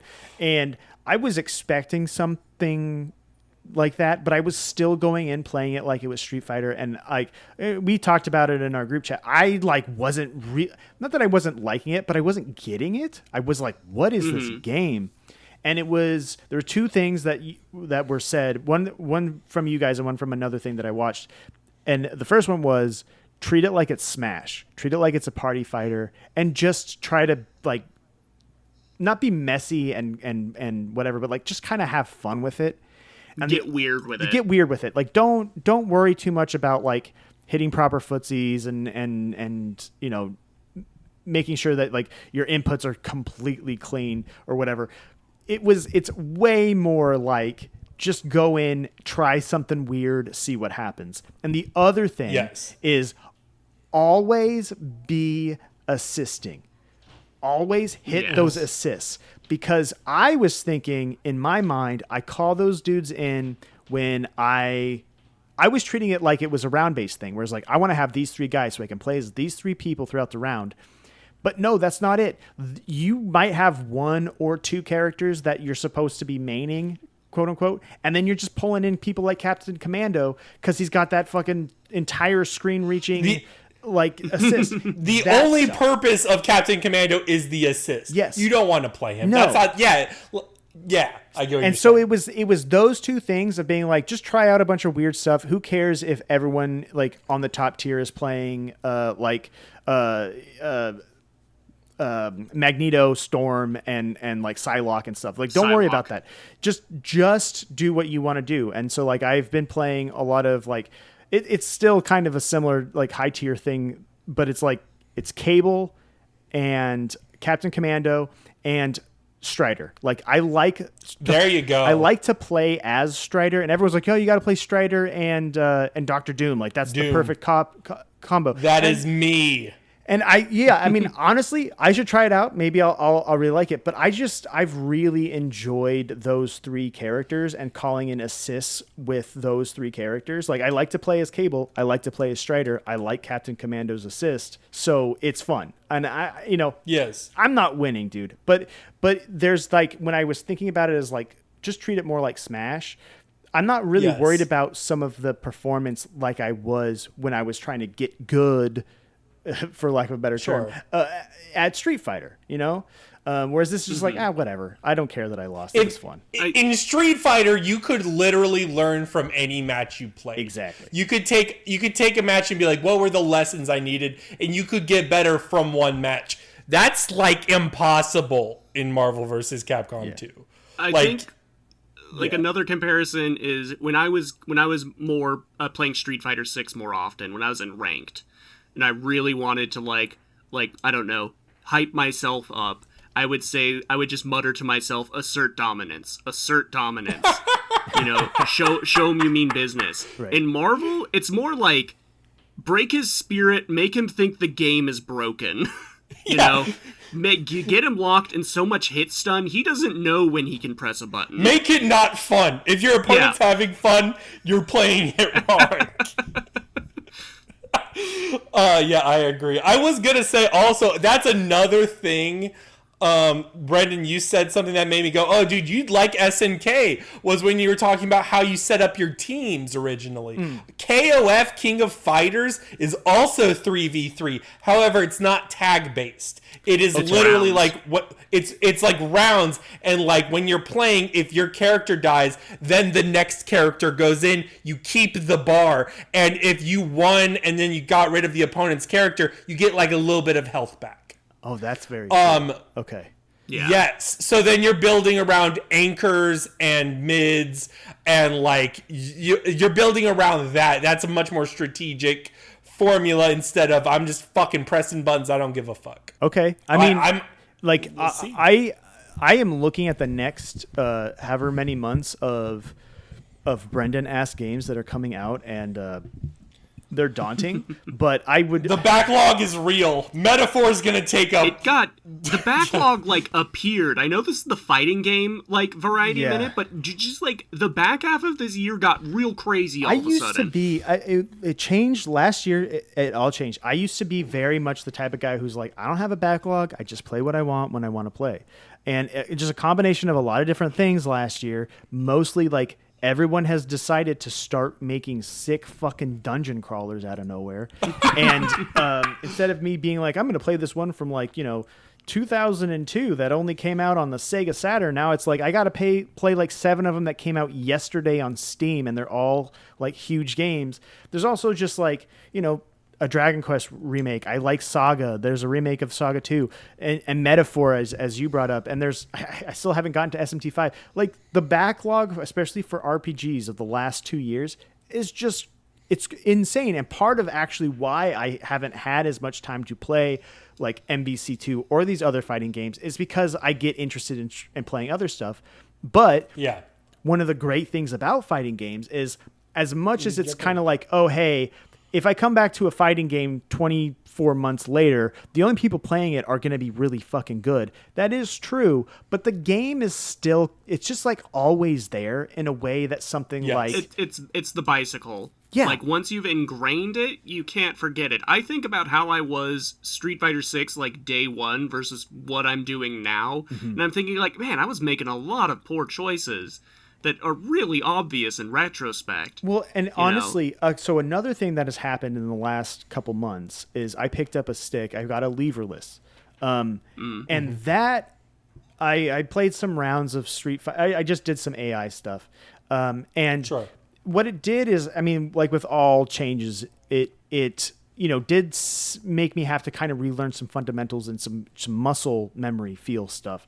But man, I don't know if it was just the controllers I was using, if there's input delay issues or what, but I am hitting things without thinking about them now. Do you know what I mean? Like that on a pad that I just, on like a controller, I should say, that I just could not do.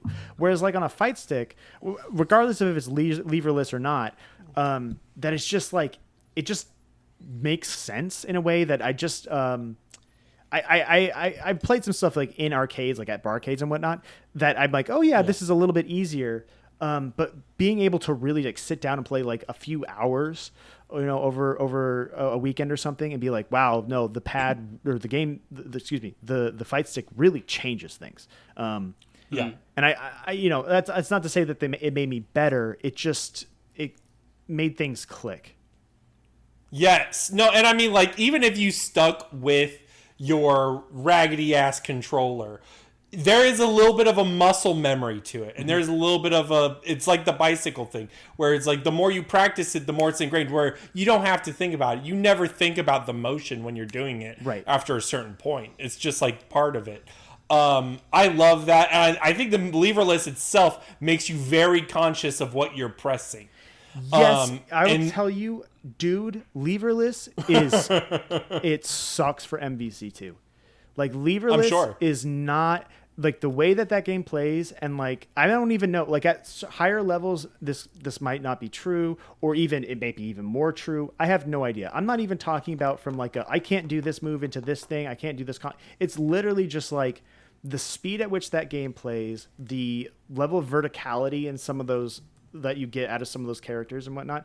It like, yes, I can't keep track of it very well. So what I've been doing instead is I've been playing a lot of MVC 1. Ooh, that's good. I like MVC 1. I like it's MVC a really good 1 game. better than MVC 2 from a gameplay perspective. I think MVC 2 has like amazing art. I really like the stages. I like how many just weird pulls of characters there are. But like MVC 1 feels really good. Yes, I can see that. Yep. Bro and I went through like all the games back to back in the collection. I kind of walked away liking Street Fighter versus X-Men the most. I think yes, that one has some really cool stuff to it. So like I haven't stage transitions and shit. Yeah, I haven't played that one as much. That was the other one that I got. Like, it felt more like a Street Fighter-y to me. Like I didn't really. I played like one match of Coda and I was like, it's fine. Yeah, I get this is an older game. I don't know, but like, yeah, Street Fighter versus X-Men versus Street Fighter and MVC 1. I was like, these games have something here. I'm surprised that you don't hear about them on the level of like 2 and 3. Yeah, I agree. Murph. Did we play Terry in Street Fighter? We did. Speaking of SNK characters, yes. Terry's cool. He's so cool. That's all you got to say. Yeah, I agree. Terry is cool. I haven't bought him yet. I just did that rental period, but it's like, yep, that's Terry in Street Fighter 6. This is cool as hell.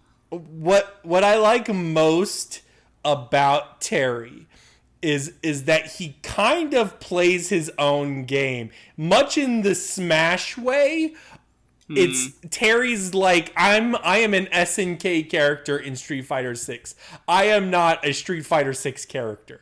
And in that, I think it's super cool, particularly in how he does his projectiles and how he does his air mobility. I'm like, oh my gosh, his fucking crack shoot, his projectiles. Now, admittedly, his Buster Wolf doesn't fucking go through projectiles. It's not like a projectile Punisher in this. But even then, it's like he's got all the fucking tools, and they're so fucking fun. Yeah, I mean, it's like the fact he even has like a lane switch, right? And in his character tutorial, it's like, oh, that's something they call it that from where I'm, where I'm from.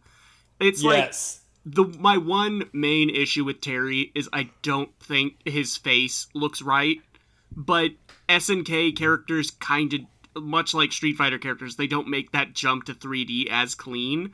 He just looks like human Shrek to me. Yeah. I think he looks less cool. I think how elastic his face is, it kind of embodies the character more. Because Terry is like a character, if I were to describe him, as just a really cool guy. Just like super cool.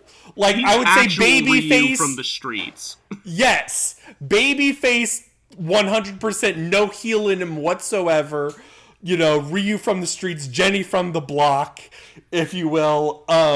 And in that, I think his smile and face works. I think it works better in motion and in game than when you see it like on a screenshot. But yes, I get what you're saying.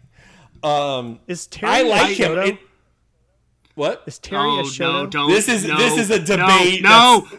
Okay, is this actually a this debate? is complicated. Okay. Oh, I'm sorry. Yes, it is a debate. Okay. I was asking just purely out of curiosity because I'm like, well, how does he play? Because I really like his design, and I'm like, oh, maybe I want to play him. He is an all-rounder. He has a projectile. He has an uppercut, like reversal, and he doesn't have a Tatsu equivalent, but he does have crack shoot, which allows him to jump in the air and punish. Really good for air to air. Is it same input though as a Tatsu, or is it like just the utility? Yes. No. It's no, not. it may be forward. It may be forward kick. I think it's back kick. It's back quarter circle kick.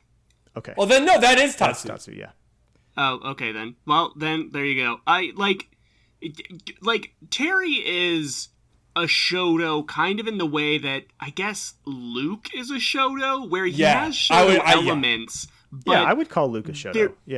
They're not quite the same. Like Terry's fireball is a ground projectile, but he can also like have it just short, like it's a burst in front of him. Okay, well then, I mean that's all I needed to hear. Like that, like regardless of how from like the nitty gritty definition of is he a Shoto? Like hearing that he has a projectile equivalent, regardless of how it mechanically works, and he's got a Tatsu equivalent. I'm like, okay, well I can do that. I could pick this character up and just know what he does. You could play Terry and get him. Yeah. I think you would like Terry. Okay. Yes. He is definitely, of the DLC characters they've added, he is the most straightforward, I feel. He's got a little spice to him with like the lane switch cross-up combos. But and I like the projectile. The projectiles alone, like for instance, why would you want it on the floor? Let's say Guile is doing a sonic boom.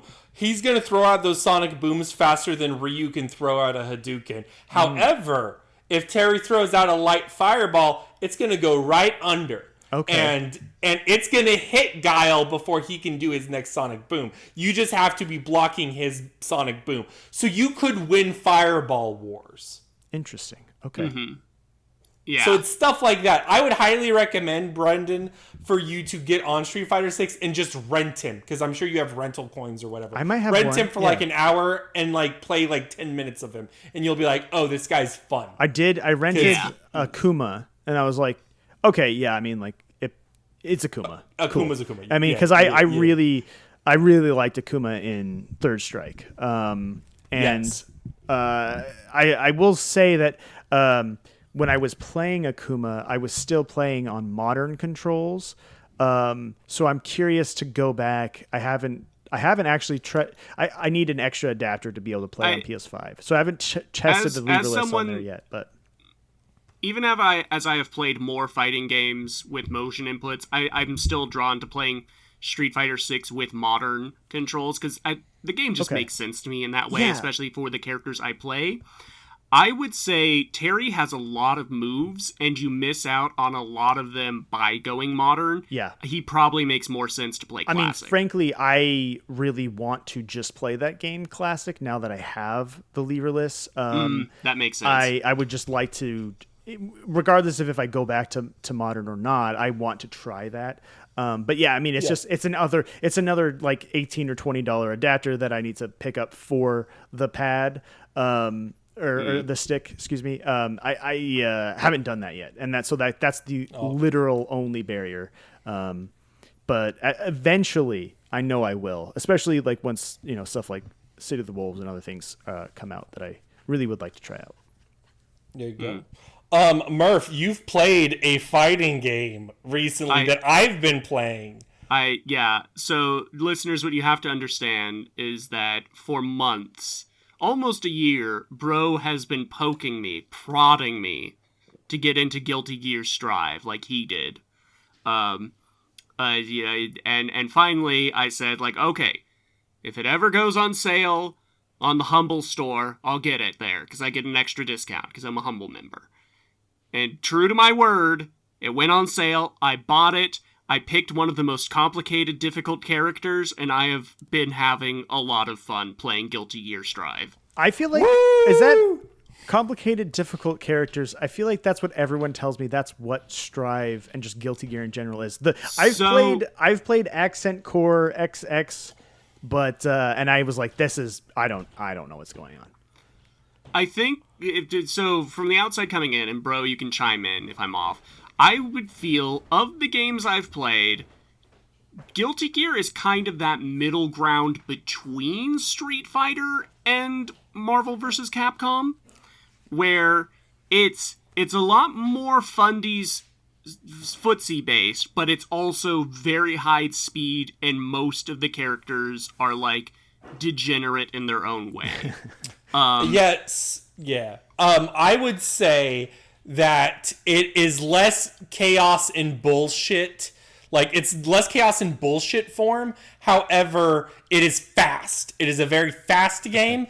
And then imagine looking at the roster and, like, you know how in Street Fighter, I would say a quarter of them are going to play very similarly with some nuanced differences. The Ryus, the Kens, the Akumas. Imagine every single character being fundamentally different. What if Street Fighter was like Honda, Guile, Aki? Okay. Yeah, Dulcines. Those were the main characters. Right. Yeah, like all the weird ones are now the characters. Yeah, so Cute. I have been maining Abba.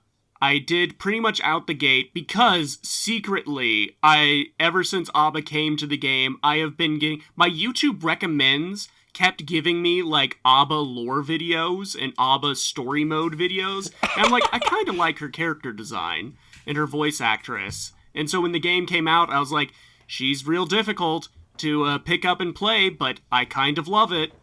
So her gimmick is that she has two modes. She has normal mode and jealous rage mode.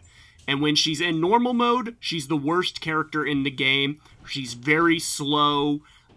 She's got like a parry, but the parry has like cooldown frames, so it's not a counter parry. It's just I eat your projectile parry. Her dash is stuttering, like she doesn't just run, she drags this big key behind her. But then when she's in jealous rage mode, she becomes the best character in the game. All the plus frames, all the damage, all the combo links. So it's just a matter of like managing your meter, and then once you let the rage consume you, you can just delete their health bar. Yes. And I will say, I think one of the appealing things that made me go, oh wait, this is either going to crash and burn, or this is going to make Murph into a formidable warrior, is because Abba is like, because of that, you want to optimize your jealous rage time, which means you need to get your combos in. You got to get these things in. You can't just kind of fuck around with it. And in that, I think it's made you a much more technical fighter. I think at this point, you are probably more technical than me. It's very like, remember early on when I was playing Street Fighter, I was like, I want to play Guile. Not because I want to main Guile, but I think Guile will make me better at the game by playing a more defensive playstyle. Abba does that for Guilty Gear for me, because when I'm in normal mode, I have to be much smarter about... I have to know what my 2-frame confirm is, like my counter hit. I have to know my defensive options. And Strive does have a lot of like mechanics, but not all the characters can really utilize them, and I think that's where it gets confusing, especially since the tutorial isn't too helpful. It's like, here's Wild Assault. Wild Assault works differently for every character. Practice doing Wild Assault with Saul Bad Guy. Yeah, it's like, okay, and you don't play Saul ever, so why would it? So like, what are those differences? There's like 3 different types of burst to like the get off me like thing, but they all work slightly differently, and you don't. Let's really not even get into RC cancels. There's a lot of that shit, and it's sort of like learning piece by piece. Brendan, here's what I would say is actually the biggest selling point for getting into Strive, which is its online mode. In that it doesn't really have a ranked mode. So, like, if you're like me, and I've been getting into, like, Street Fighter ranked and Tekken ranked, the feeling you feel when you lose a match and you watch, like, your rank slide down, can feel really demoralizing sometimes, and that can just be a total evening killer. In Strive, they don't have that. It's set up like a tower with 10 floors, Oh my God. and your rank It's a dungeon dictates... Yeah, your rank dictates where you can't go, and it's always going to be the floors below you. You can boot up the game and go right to the 10th floor and fight people there just fine. Oh, okay. So it's like you can try your luck at any, like, oh yeah, if you want to fight against the best of the best, go to the top floors. But you like graduate out, and then they're like, no, you're too good. You can if you promote it to rank 4, you can't go to rank 3 and 2 and 1 anymore. You're too good for them. They have to come to you, and it's the same structure elsewhere. So like I'm rank 6 right now, and so I can't go into the lower floors. I can go up, and if I do well there, it will promote me. And that's not really based on winning. It's sort of based on how well you do in the match, and as far as I can tell, the Strive community don't know how that works exactly. It's a fucking mystery. It's a fucking mystery. But that does mean when I hop into Tower in Strive, I'm not really like the mere fact of removing that little meter that says like you're gold rank 2 now. Like that takes a lot of load off my shoulders, and I have a lot more fun with it. That is actually, it does the opposite for what everything I've ever, so let me back up here. One of the things that actually truly has been gnawing at me for several years now of wanting to get into fighting games in like a really serious way was the day that Strive came out.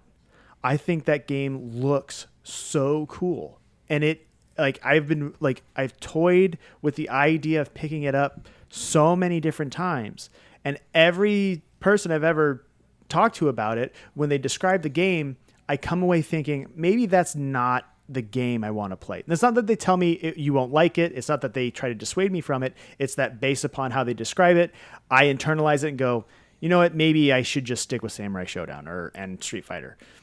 Mm-hmm. But I think it looks really awesome. And hearing that the ranked system is that way, it's doing the opposite of like, it takes some of that intimidation away and being like, well, it doesn't actually matter. Like, cause the rank system is set up in a way to where it can still be rewarding, and you can try to push yourself a little bit more rather than it being a grind. Yeah. And I do understand, like, if you get up to the 10th level, Brogan, you'll have to like correct me here. Like you can get like a temporary promotion to the celestial floor, which is like the quote unquote true ranked This is experience. where I am. So I am located 9 times, most of the time, 90% of the time, I'm on floor 10, the highest floor. However, that is not actually the highest it goes. If you like beat enough people or do whatever on floor 10, you will have access to Celestial. And what you have to do is basically win, I think it's 7, it's either 5 or 7. I'm pretty sure it's 5 now that I say that. 5 matches without losing more than 2. You have to win 5 matches, don't lose more than 2. And if you do that, you get to have Celestial. You can stay in Celestial in floor 10. And if you lose the 2, you get kicked back to floor 10. That's where I am. And Celestial also rotates every month. So even if you have Celestial, you'll get kicked out of Celestial at the end of the month. Okay. Yeah. So that's how the higher end works. The other selling point from a casual perspective is its combo trials are all fan-made. So it's not like Street Fighter where you have like 10 combo trials for someone. Right. Instead, it's like a combo database where people have put in their combos. It's like, here's a really good 50-meter combo for Soul that starts mid-screen and ends in the corner. And you can boot that up and try it out and be like, oh, that works. I'll save that and come back to it at a later time. And it has like the search system, I'll say, isn't great.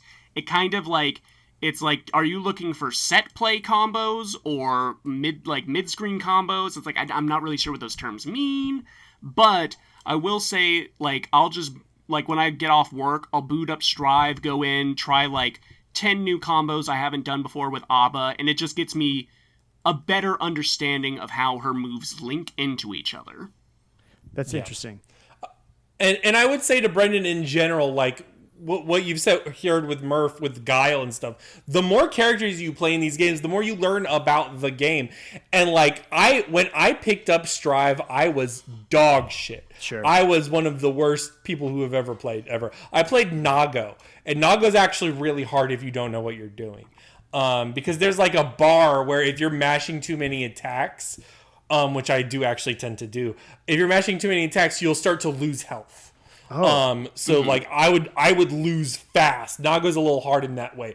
But I went through the roster and I ended up landing on Axel. I play as Axel Low, and his style is not combo based. I don't have to learn 5,000 hits. I can learn 5,000 hits, but my most optimal combos usually end in TK Bomber pretty fast. So that's because he's more about space control. Yes, I am pressing buttons to keep you on the other side of the screen. So, that is my goal. What I've always heard is that Strive is like other anime fighters in that it is just, and what I've experienced with Accent Core, I should say too, it is just bonkers. Like, and like it's very combo heavy and it's super technical, and like it is, I don't know how to describe it other than just bonkers. And I think it can be, but it does not have to be. Okay. Let me think of how to phrase this. If MVC2 is what you think fighting games are, and it plays like how you think fighting games are, right? And Street Fighter is, let me think here. Again, it's just that middle ground where you'll watch gameplay of Strive, and it will look like they're doing a ton of hits, and it's this long combo, but you look at like the combo readout, and it's like 3 attacks ultimately. Okay. Yes. There's a lot of multi-hitters. Okay. And things like so that. That's actually a good explanation, because what I see, and honestly, like when I first got the lever list, actually the only game I had installed on my PC that was a fighting game, because I don't own many on Steam, was Accent Core. So I fired it up and I was just like putting inputs in and just seeing what shit did, and I was like, dude, like this Soul bad guy has things that like I just like, it is crazy some of the stuff that he can do. And I'm like, then I was looking at some combo stuff, just being like, all right, this is not a game that I am anywhere near ready to start approaching. And I don't know if Accent Core is like special among Guilty Gear or whatnot. Gear can be difficult. I think Strive streamlined. Okay. My understanding is Strive is the most quote unquote casual the franchise. Okay. Well, that's good to hear. Gotten. And some people hate it for that. I mean, that doesn't surprise me, and that sort of streamlining can be such a divisive thing. But I guess my point there was, it reminded me of seeing not even necessarily MVC2, but MVC3, in the way that game is so combo dependent and like just so intimidating, and being like you have to know the combo strings in a way that like the combos, I guess is what I'm trying to say, that combos override the fundamentals in those games. That puts me off. Whereas like I really like the fundamentals. I got 2 things to say. Number 1, there is a universal system in Guilty Gear Strive. Technically, they're in all of them, but they were specific before. But in Strive, it's universal. There's like it's like /H// and then a special. And like literally what I just said, every character can do. Okay. Literally every character can do that. It's like Marvel, the light, medium, heavy launcher. Right. Okay. Yes. Yeah. Like that. So in that, and then it's just adding on top of that. Even then, you don't have to stick to that. You don't have to do that. That is just the base level. And then the other thing I would say is when you start the game, you're going to feel that way. You're going to feel like this game is too fast and they just keep pressing buttons and now I'm dead. First of all, the games run really fast. Mm-hmm. So even when you die, you're right back in, and then you can learn your lesson next time. And number 2, secretly, when you watch back the tapes, there's a lot of gaps. I didn't realize this until like later on playing, but like there you can tell when there's like a real combo and when it's like, oh wait, I could have done something there. And secretly you could do a lot more than you think you can. Do you mean gaps in buttons? Yes. Like your opponent's not pressing as many buttons as it seems they are? Like you could mash out of it. Okay. Yes, like you think it's a combo, it's not actually a combo. I see. They're just taking advantage he's of your pressing a button because he hesitation. thinks you. Yes. Okay. Yeah. Yeah. Okay. Like, and again, it is like we said. There's all of the the roster is by and large like very. It's your bullshit strategy against their bullshit strategy. There's one honest character in the game, and that's Kai, and he's just a straight Shoto. Okay. Everyone else has their own cheats. See, and that's the thing is like and it's very a Shoto like- is like, okay, I would know what to, like how to like. I would know the basics of the character, but with something like Strive, the interest in the game is, well, I want to play as a fucked up dude. Like, yeah. And so I'll say it's definitely something where, and I kind of realize this about myself, because we're doing a league for the Golden Weekly server. Go subscribe to Edgar Allan Bro on YouTube to watch those. Is I really learn my character before I learn the game, if that makes sense. That makes sense. You have I know what Abba can do. I know it in and out. I don't know most of Strive's mechanics. I mean, but I'm on floor 6. Of the okay, tower. that makes sense. Like I was gonna say, like from my own to kind of connect with that, like that's how I felt about Street Fighter 6. Is like I didn't understand like the dashes and whatnot. Like I didn't fully get that, but I knew everything. Drive cancels. Yeah, but I knew everything that Ken could do, and so like, and then it was marrying those two things where things started to really kind of progress. But I get that. That makes a lot of sense. Yeah, I would say, like, Brendan, I think you are in the same boat I was, where I was intimidated by fighting games because I didn't want to memorize combos. And I think Strive does take a lot of very player-friendly steps to help you dip your toe into that world. Okay, that's encouraging. and having it more as like building blocks. Okay. Rather than this is what you always need to do. There's enough room for player expression in Strive's combat. I have been having a lot of fun with it. I am glad Bro poked me. Okay. So this is something that it's encouraging. It makes me really, it kind of reignites some of that interest that I had in it. Because that really was the game that pushed me towards wanting to play more, fighting games, was just seeing that being played. It's very metal. Yeah. So I think you would like that. And I mean, oh, dude, the soundtrack, Brendan, you would love the soundtrack. I mean, I listened to it. I've heard it. It's great. It's awesome. The other thing, though, the other game I played a lot of the early entries when I was younger. I had one of them on PSP. I think the soundtracks of most of the entire series is up there as some top tier video game soundtracks, but that I'm very curious about the most recent one, but I'm also, I don't want to say intimidated, but it's just like, I don't know. It's like, do I want to give this one a shot? Well, I still have other games and whatnot. And I know that Murph is a big fan of it, is Tekken 8. Dude, Tekken 8 is also very fundamental. Like, Tekken's a fundies game. I think Tekken would also be a good, like, diverging path for your next step, because Tekken is very footsies, and you can go into, like, the big combos, but the combos are also very building block. Like, oh, this just links into this, not because it's, like, made to do that way, but just because the enemy has that much, like knockdown stun right now, so you can get this move off, and that will chain into this. Okay.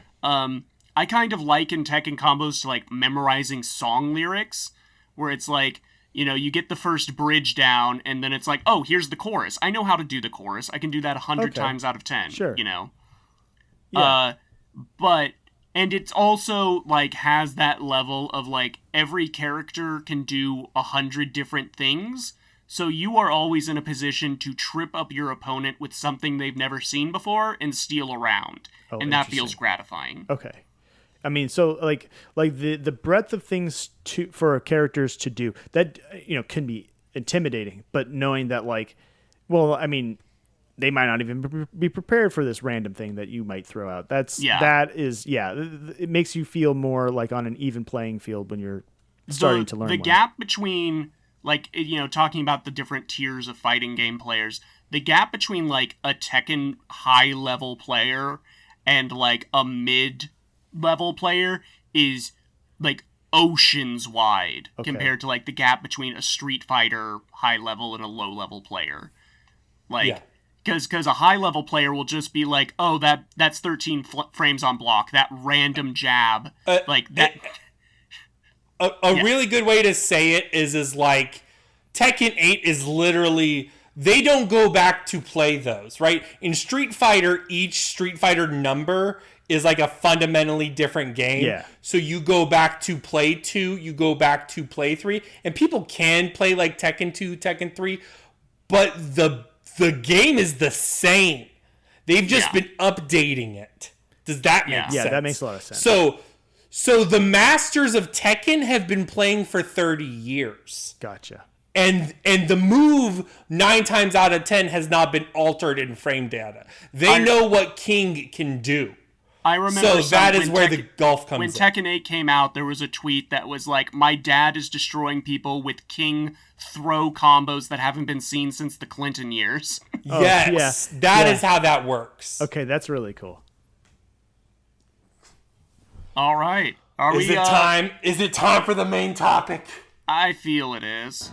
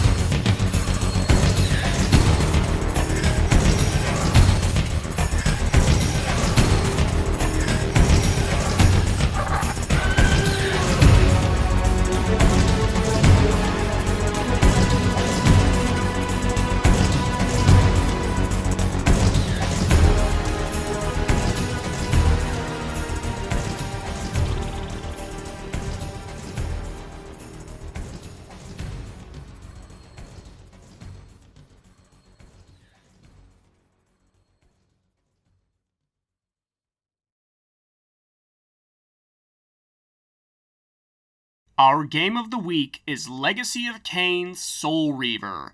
Released in 1999, Soul Reaver is a follow-up to Blood Omen Legacy of Kain, set in the timeline of that game's bad ending.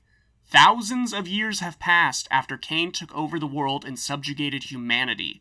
His eldest disciple, Raziel, is resurrected by the Elder God to cleanse the world of Kain's followers as a sick vampire-wraith hybrid. Raziel destroys his brother vampires, consuming their souls in order to match Kain. The game features Zelda-esque combat and puzzles, along with PS2-era platforming. The game is known for its moody atmosphere and rich storytelling, told by a standout cast. With that in mind, what do we feel about Soul Reaver Legacy of Kain? Do I start? Yeah. I thought, if we look back to the Blood Omen episode, which I was not on, but I did play, Blood Omen was like, and Murph said this in the year review or whatever, Blood Omen was very like an evolution or like a step forward from Link to the Past. I feel that in many ways Soul Reaver has like a marriage between Ocarina of Time and like a Symphony of the Night.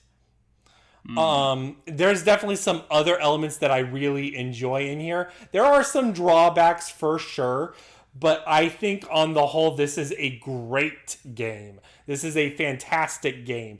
And like in both in the story, the art direction, and the actual moment-to-moment gameplay, it's great.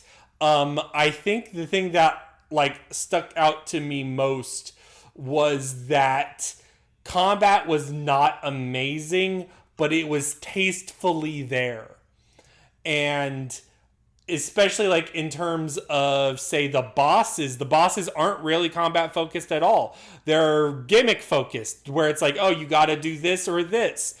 And I'm a huge fan of that system, especially when they test your knowledge of the game. This is also a game that has like a very deep pool of knowledge, both in terms of geography of the level design and your abilities and what you are able to do.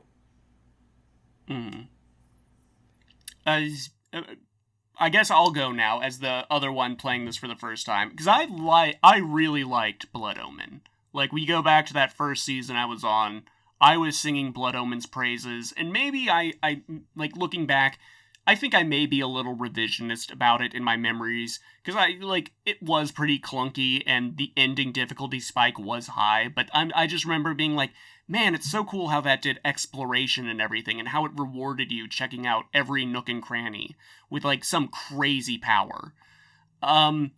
With Soul Reaver, I can see the bones of that, but it's just not quite there for me. Like, I really want to like this, but it doesn't quite hit for me, and I'm still working out, like, my overall, like, concluding thoughts of whether, like, bad game, mid game, good game.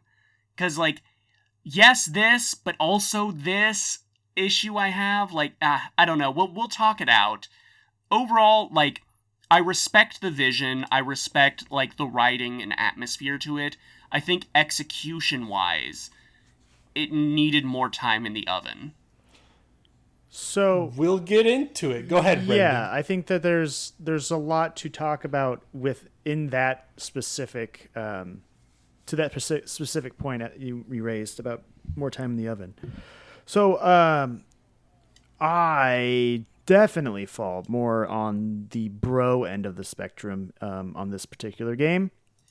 I think Soul Reaver is a phenomenal game. I have a lot of things about it that I'm not going to say that it's particularly, I have some, pretty sharp criticisms of it as well. There are things that I could, don't think are as well thought out or completed or whatever. And that does hold it back.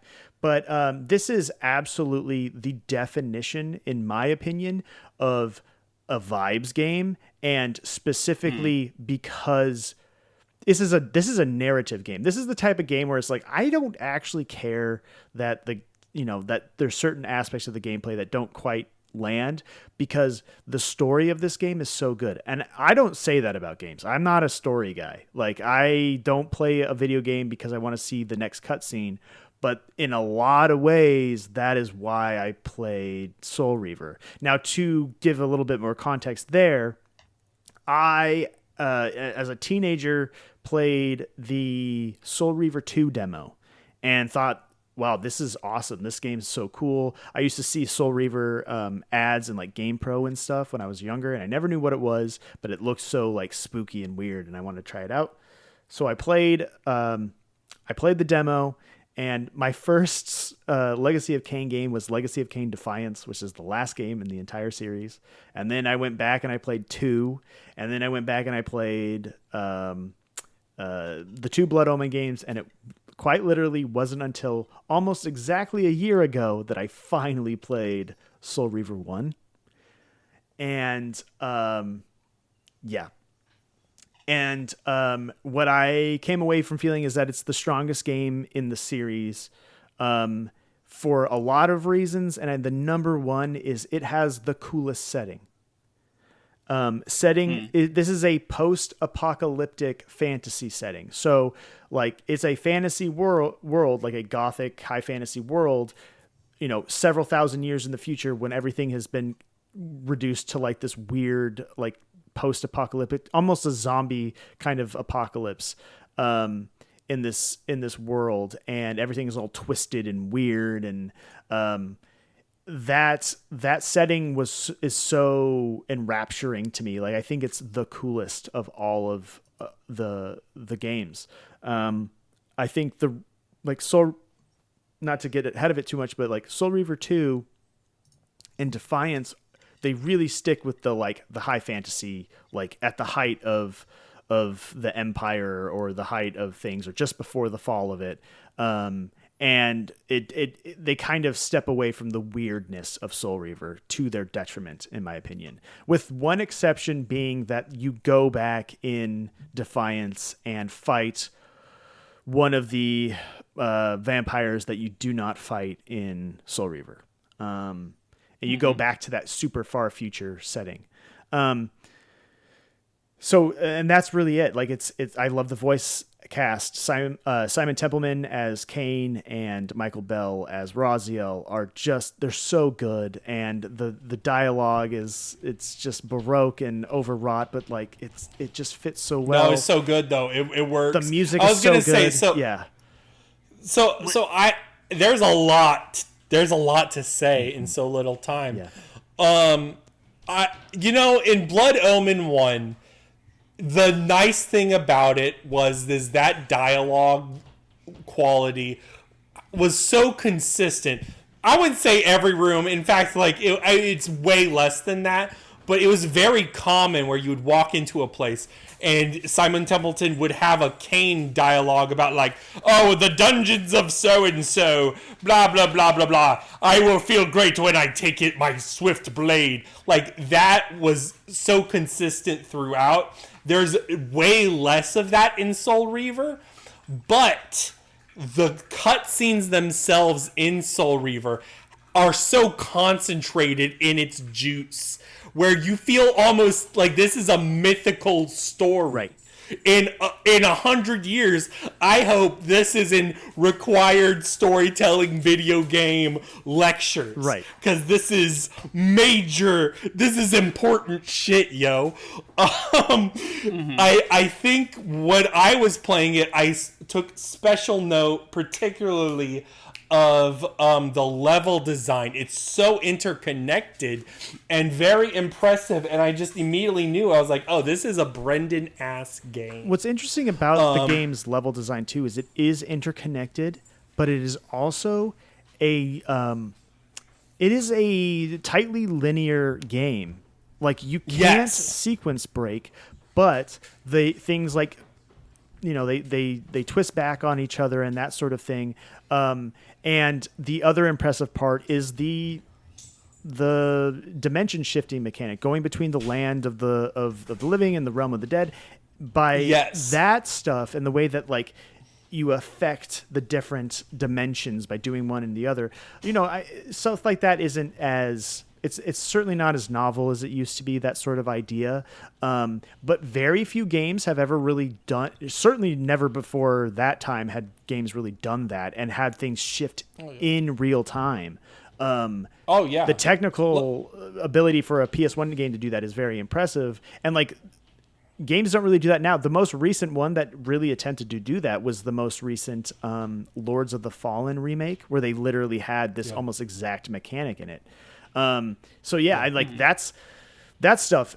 There's a bunch of different examples we could get into, but I think just in general, overall, aside from, the vibe, the art direction, the setting, the dialogue, it is, for me, the level design. Early on, the game was definitely tantalizing with how it swerved from how a game premised like this would be traditionally built, where it's you are a wraith. You can't actually die. Mm-hmm. So when you die in the mortal world, you just switch over to the spirit world. There's not a game over screen. You just have to go find a node you can switch back to the normal world in.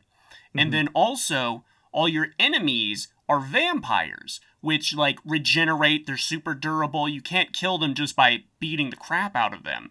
You have to expose them to a weakness, like impaling them, lighting them on fire, or throwing them into water. So it's like this really, like, puzzle combat. I just feel as the game went on, though, it didn't present new ways of messing with that, I felt.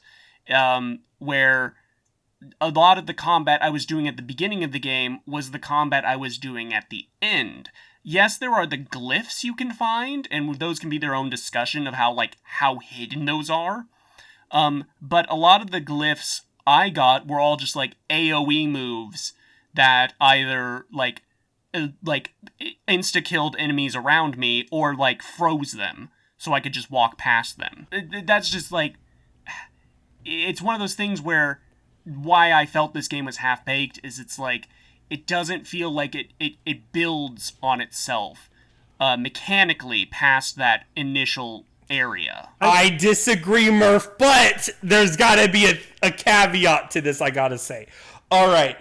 I think going into this, and I think I started to appreciate it, it totally builds on itself. It just doesn't build on itself in combat. Right. It builds on itself through block puzzles and abilities. It's a traversal game. It's a traversal game. And yes, look, I understand on some level in terms of combat. You compared it to Dark Messiah, and I can totally see that in terms of like, okay, I walk into a room, there are the 3 ways I can kill these monsters, and the Soul Reaver helps with that a lot if you have full health. But that being said, I'm gonna throw them into the fire, but that does not fundamentally change. You're correct. However, I don't see the combat as, I would say it's tertiary, literally. Yeah. Like I would say it is a thing to break pacing. A really good example would be, you're doing a block puzzle and then two monsters come out. That now, the criticism I can have is that can get tedious, especially when you're doing multiple puzzles and the puzzles start to get tedious. Mm-hmm. But that being said, I never personally felt like the combat, like it was always just a little thing. I was like, okay, all right, now we're back at it. And it never bothered me. Like, I would be fine with the combat being tertiary if the enemies didn't respawn so frequently and so often they interrupt you doing a puzzle in progress. I would be totally fine with this just being an atmosphere game. Like, the soundtrack is good, the visuals are good, but again, it just comes back to these like little shithead vampires interrupting what I'm already doing, and I just have to be like, oh, all right, where's the fire pit? Where's the water pit? And see, for me, I thought most of the time I thought that was good pacing.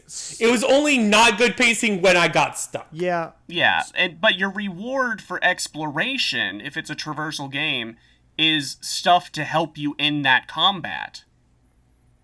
Well, I mean, unless I missed, I didn't get all the glyphs. I got, 3. Well, the glyphs, the glyphs do help with that, but, you also gain, okay, you can climb up walls now and do, there's that sort of stuff does open up as well. And I think, to the earlier Castlevania comparisons and the Zelda comparisons, if we want to throw Metroid in there, I would say that certainly in Metroid and Zelda, those are games where the combat is it's a pacing thing. It is it is to break up your exploration and puzzle solving.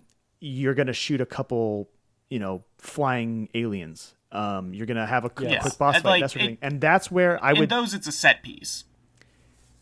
Sort of, but also, think about Metroid. You're just shooting bugs in a hallway, right? For a lot of that stuff. And that's kind of where I feel that Soul Reaver's combat falls in that line. And I'm going to say, with full, I don't care if a game doesn't have very good combat or shallow tertiary combat. That is totally fine with me. I'm a guy who, I grew up on Ocarina of Time where all you do is press A to hit your sword and there's timing and stuff, but that combat's not deep, even compared to other stuff. And I will sing the praises of Kingsfield till I'm blue in the face, and like, or even Shadow Tower, where like the gameplay, the combat, like the challenge of that isn't even like, oh, I got to hit this guy with, I got to do the special combo or whatever. It's circle strafing. It's literally, it's like, do I have enough durability on my sword to last? Like, that's, to me, that sort of thing is kind of like, I like it when combat is more like that. So I'm fine with combat in Soul Reaver literally just being a puzzle. Being like, okay, I got to fight this guy. I got to throw him on the spike. I got to throw him in the water. I got to do this thing. Otherwise they're not going to go away. And like, or I got to, consume their souls to make sure that, I unlock the next whatever. But I don't feel they do new puzzles on that. I do. I think that this is where I kind of understand some of where you're coming from, Murph. I do think it's unfortunate that it's just very similar combat. It's gimmick bosses and block puzzles predominantly.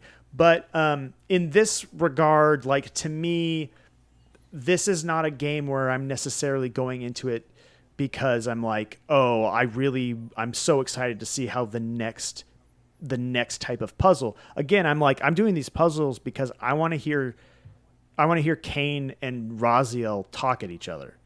Because that's why I'm playing this game. So like, to me, it's like like some of those puzzles do get, and there's that also the light puzzles towards the end. At certain parts, like there are some different types of puzzles. There's just not enough of it, and it really comes down to, like, if we talk about from the historical point of view, there's huge sections of this game cut. That they basically had to rely on what the combat became and what the block puzzles were. And, Soul Reaver 2 and Defiance, they build upon those ideas in ways that maybe are more satisfying, but they do it at the expense of interconnected level design and, this really cool setting. And I think that as much as the combat in those games are better, to a certain degree, they like Defiance in particular becomes almost more of a 3D brawler or a Devil May Cry in some instances. Like, it's almost like a God of War, that realm, less of what Soul Reaver is doing. They're not as much, they're stage based, where you get like basically you don't get like graded necessarily on it like some of those games, but you get kind of an equivalent of that. There's no So anyway, the whole point there is just like, there's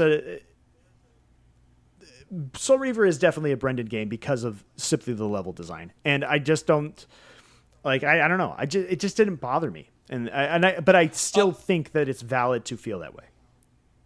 I want to jump in here real quick. There is so much to say. I don't necessarily know the best way to say it. I wanted to shout out Amy Hennig real quick. Amy Hennig was the director, producer, writer of Soul Reaver. Went on to do some really good stuff, and I think it kind of unlocked a thing in my brain, particularly with she did Jack 3 and the Uncharted games. And especially, like, there's a portion of this game, we compare it to, like, Zelda and Castlevania.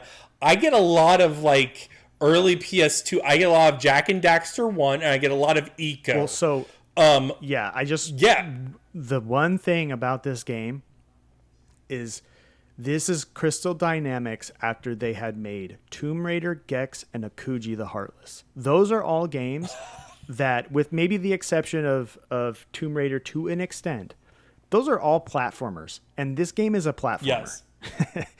Yes. Yes. But like the platforming here is very like organic, tactile, use whatever word you want, but it is like built into the world. And especially for the time, that's impressive. Movement is fun. It's interesting. It can be a little sluggish. I think teleporting and like fast travel definitely could have been reworked. Yeah. But for what it is and how it is, it's fine, and it's fun to move around. I enjoyed the game greatly in those ways, and navigating the places most of the time wasn't a problem. Yeah, I think there are some times, especially if you're trying to do some of the optional content in the game, where maybe some sort of a map or some sort of not even necessary, I don't mean objective markers, but just some sort of something like that. I have a take to say. Could have been helpful. Go ahead, Murph. So as far as like the world traversal and the puzzles, I actually found myself leaning more on a guide than I feel like I should have for ultimately like what the puzzles are.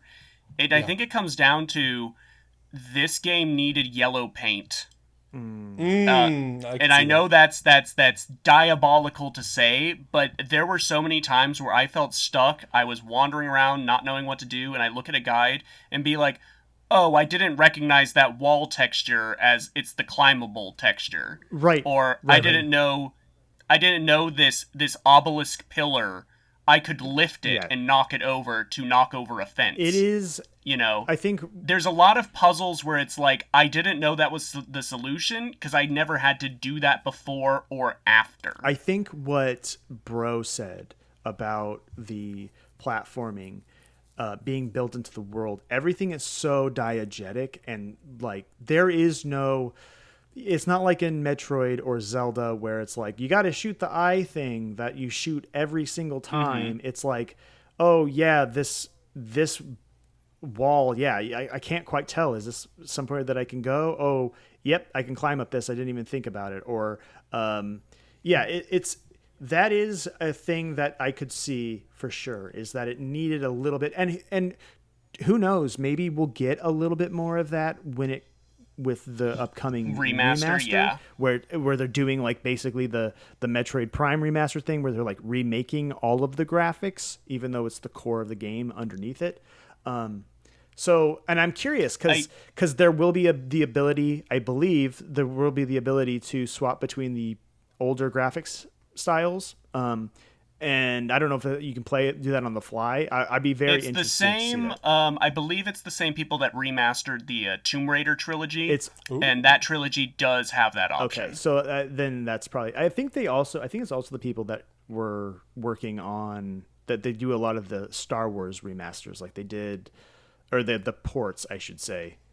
They did like KOTOR and the Jedi Knight games onto Switch and stuff like that. I'll say, like, the grain of salt to put with, like, any criticism I say in this discussion is, like, I do 100% feel this game would grow immensely for me on a second playthrough. I was about to say literally, yes. Like, I would say my complaints with the game, the reason why I say it's a great game is because, like, looking at my complaints, I was like, the more I play this game, these would go away. Yeah. It's definitely a replay game, and it's a replay game in the way that a Zelda is, or a Metroid is, or a Resident Evil is. Yeah, where you optimize the playthrough. Like a lot of the boss fights, I was stuck on. I was struggling. Primarily the spider boss and Duma. I couldn't figure out what to do. I like Duma a lot. Yeah. I like Duma a lot. Yeah, ultimately when I looked at a walkthrough and it said what to do, I was like, oh, that's a cool set piece. But it's just, it was something that never came up before, so I wasn't thinking about it, And I know that's a lot to ask of a game, that it adhere to the Mario 1-1 way of teaching you how to play. And it's not necessarily going for something like that. It's much more akin to, like, what a current, like, quote-unquote cinematic PlayStation game is. Yeah. Like I said, I just found it lacking in some of those spots. I mean, I think it's narrative and dialogue cutscenes. I think that is where it's seeding the grounds of things like Uncharted. But I do think that its gameplay is still so firmly rooted in that generation's versions of platformers and those early like 3D action adventure stuff, like. Like Mega Man Legends probably has a lot more in common with Soul Reaver or I should say that Soul Reaver has more in common with Mega Man Legends than it maybe does with anything that Amy Hennig worked on afterwards. Yeah. That's fair. I mean, I was also gonna say here, I lost it. Continue.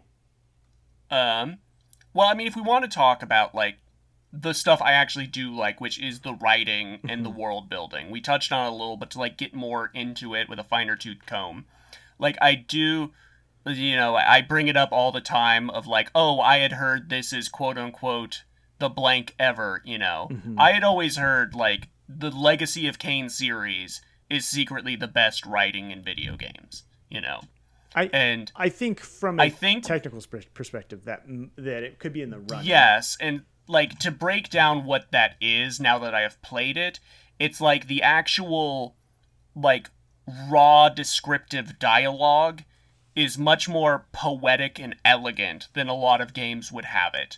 It's not just like, here is an abbey where there was like a water geyser and it flooded and now it's filled with these underwater vampires. You get Tony J monologuing about like, this is where something and your brother lives here. He and his followers overcame their weakness to water and now dwell within the depths. It's all this flavor text. Right. And I do feel when it's Kain and Raziel on the screen, the game is untouchably good. Yes. Like just the way in that final cutscene when they're talking to each other, and you could just be it like, oh, Kain's just monologuing, but it does feel like Kain is just talking at a level beyond. Like, they're just talking about some real big, heavy shit. You are just not privy to it because you don't exist in this world. Yeah. You're only getting a glimpse into it. Yeah. No. It's great storytelling. You live for those moments, and like even like it's always the environmental little things too. Like I like the boat. There's also this really big skull. It's a lot like Elden Ring. That's one of the shit. wizard's lairs from the first game. Like I was so surprised to see that. Yeah. Like a lot of the optional areas are callbacks to Blood Omen. Yes. And I do feel the game is pretty front-loaded with Raziel's characterization. Like, early on, he has a lot of internal monologues and things. You really get a feel for him and how he feels about the current state of things. And then he kind of tapers off, and then it just becomes Tony J talking to you and telling you what to do, and jump and hit the circle button to do this, Yeah. And then it picks up more towards the end. I think it really is that middle section after you've like the last two areas are where I started to feel a drag. I could totally see that, especially with the last area. I will say, especially before that, I would say early to mid game. I don't even know how many optional areas there are, so I can't speak to the quality of all of the optional areas. But that being said, is you could dissect like a sizable portion of a dungeon or a sizable portion of the overworld and like look at it, and to me it would be as masterful as like a Dark Souls. I think that a lot of people bring up I've watched a review recently, I can't remember who it was, and so I otherwise I'd shout them out, but they were talking about how if you play this game is Dark Souls before Dark Souls, and they didn't realize it because you don't get a game over screen. You're just sent back to this other thing that you have to get back your progress and the interconnected level design and yada yada yada. And I do think that there's definitely some similarities there. I don't want to overstate it because it is in no way a Souls-like. It is closer again to stuff like Mega Man Legends or Zelda Ocarina of Time. Maybe to a certain extent, like I think Metroid Prime 2, you could kind of put this in like the conversation because the dimensional shift. It's kind of like a spread out Metroidvania, that sort of thing. I think that's where this game lies in terms of like its contemporaries. But yeah, it's such a unique game. But the game that I would Actually, the game also gets compared to Dark Souls a lot, and is said to be the Dark Souls before Dark Souls. But Soul Reaver, This game's easy. well, I will say this game is easy. Yes, but I would say that the game that I think of, just not in terms of like level design and whatnot, but also in terms of the level of the writing, like the quality of the written prose, the kind of the interplay of the characterization, like the characters on the screen, and kind of how the relationships play out, and also having a legacy of being games with large portions of content that were cut out. This game and Vagrant Story, I think, are like they are two soulmates, like absolutely. And I think that I was feeling the Vagrant Story connections, and then I remembered, oh, that was another Brendan game. right, yes, interconnected level design is like, it's just you have that in your game, I'll probably really like your game. But yeah, I mean, that's the thing. The big thing with both of these games is that huge amounts of content were cut, and you feel it in the middle of the games. Like they're front loaded with all this great story. They're paced really well. The level design is like, wow, it's so cool. And then there are chunks It just ends. where you're like, it just ends. But in the middle where you're like, where is that stuff? That stuff's not here. And it's because there was something that was there, and they had to take it out, and they pieced together the other ends. But that bridge that had to, to make up for the fact that they cut out like an entire third of the game, that bridge, it does make for kind of a dip. And I can see why, Murph, why you felt that the middle was not as strong, and that it dipped, because a lot of people will just bounce off that. A lot of people will bounce off the middle of Vagrant Story for that reason too. So I think that is kind of the unfortunate part about this game, is that it's so evident. Like, you go to the human city, right? And it's so cool that like, you run into these NPCs that like, they like cower before you, and like, you can choose to not kill this dude, and then you can walk into the human city, and there's this whole area of this game, and you feel like there should be something more that happens there, and there is, something there, but like, it just feels like there should have been so much more. And that is it's fascinating from a historical perspective, but from an in the moment, if you're playing this for the first time and you don't understand that would be very disappointing. I feel a lot of like the minimalism in this game's storytelling, where it just sort of presents you with like a visual or an area, and you are just meant to sort of shrug your shoulders and be like, that's just part of the world, right? I'm not going to know about it. It kind of doesn't, it doesn't always feel like that's by design. Mm-hmm. It's by, they didn't have time. Yeah, it's not a hinted at item description thing. It is literally we made this thing and we couldn't do what we wanted to do with it. Mm-hmm. And as far as like the writing of that middle section, like I said early on, when Raziel's monologuing to himself about the state of the world, that's great. The ending in the Chronoplast with Kain, that's great. I think the writing also does hit a bit of a slump in the middle sections, because I do feel like the bosses, the goal of the game is to take out Raziel's vampiric brothers, and then you later learn they are also his seraphim brothers. Mm-hmm. And they have become these really twisted, gnarly monstrosities. Like this idea of this is the world where vampires won. And they just become these bloated monsters. I was going to say, like, one of the things when Brendan was like, this is a post-apocalypse, like a post-apocalypse or whatever. I like that this is a world where it's gone on so long, it's very clearly like the bad guys fucked up. Mm-hmm. Yes. And even Kain is like, look at this. Yeah, we fucked up. And like half of his shit is trying to go back. And it's, to me, that is so cool. Yeah, I guess my issue is, and like another thing where I'm like, I wish there was more, is like you'll have these confrontations between Raziel and them, and sometimes it's really like protracted and they say a few lines to each other. Other times, it's like that fish boss where Raziel's like, "Did you know we used to be Seraphim?" And the guys might as well just says, "I don't care about that. Let's fight now." Yeah. That's like a character choice, and it's said well, and it feels like it could be appropriate, but at the same time, it doesn't sell me on what the revelation of who Raziel and his brothers were to me. Yeah. I think I would encourage you to just look up some of the cut content stuff, because it's a lot, and you would be like, wow, there was multiple levels cut. There's stuff in the game that is technically like it's playable, but they were going to do so much with it.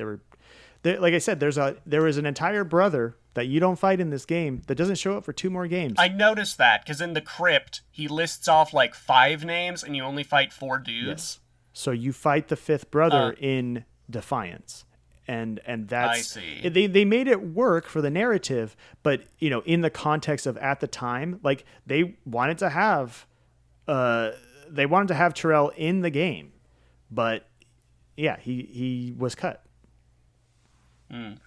And one more thing, and then we can get back to praising it. This is a real minor nitpick, because the first game technically did this too, but recasting Tony J as like the same sort of character he was in Blood Omen. In Blood Omen, he was the necromancer, like Mortanius, or something like that, where he is guiding Kain, but ultimately he is the mastermind of evil. And then in Soul Reaver, Raziel is being guided by an ominous voice, voiced by Tony J, saying like, you need to kill Kain, and that will set things right. I was waiting for the shoe to drop on that. Where he is. Because I'm like, that's... Yeah, that has to be the same character. Why else would they get Tony J again for the exact same role? But no, the Elder God is just a separate character, and he is like a quote-unquote force of good.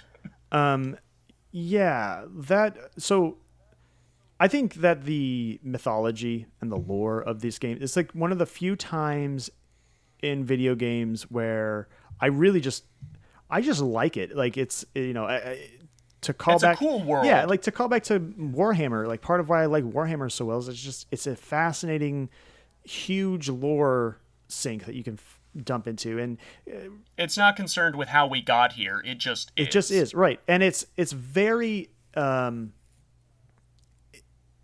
It is one of the few games, properties, franchises in general it is about time travel, and it's not a bunch of timey-wimey bullshit.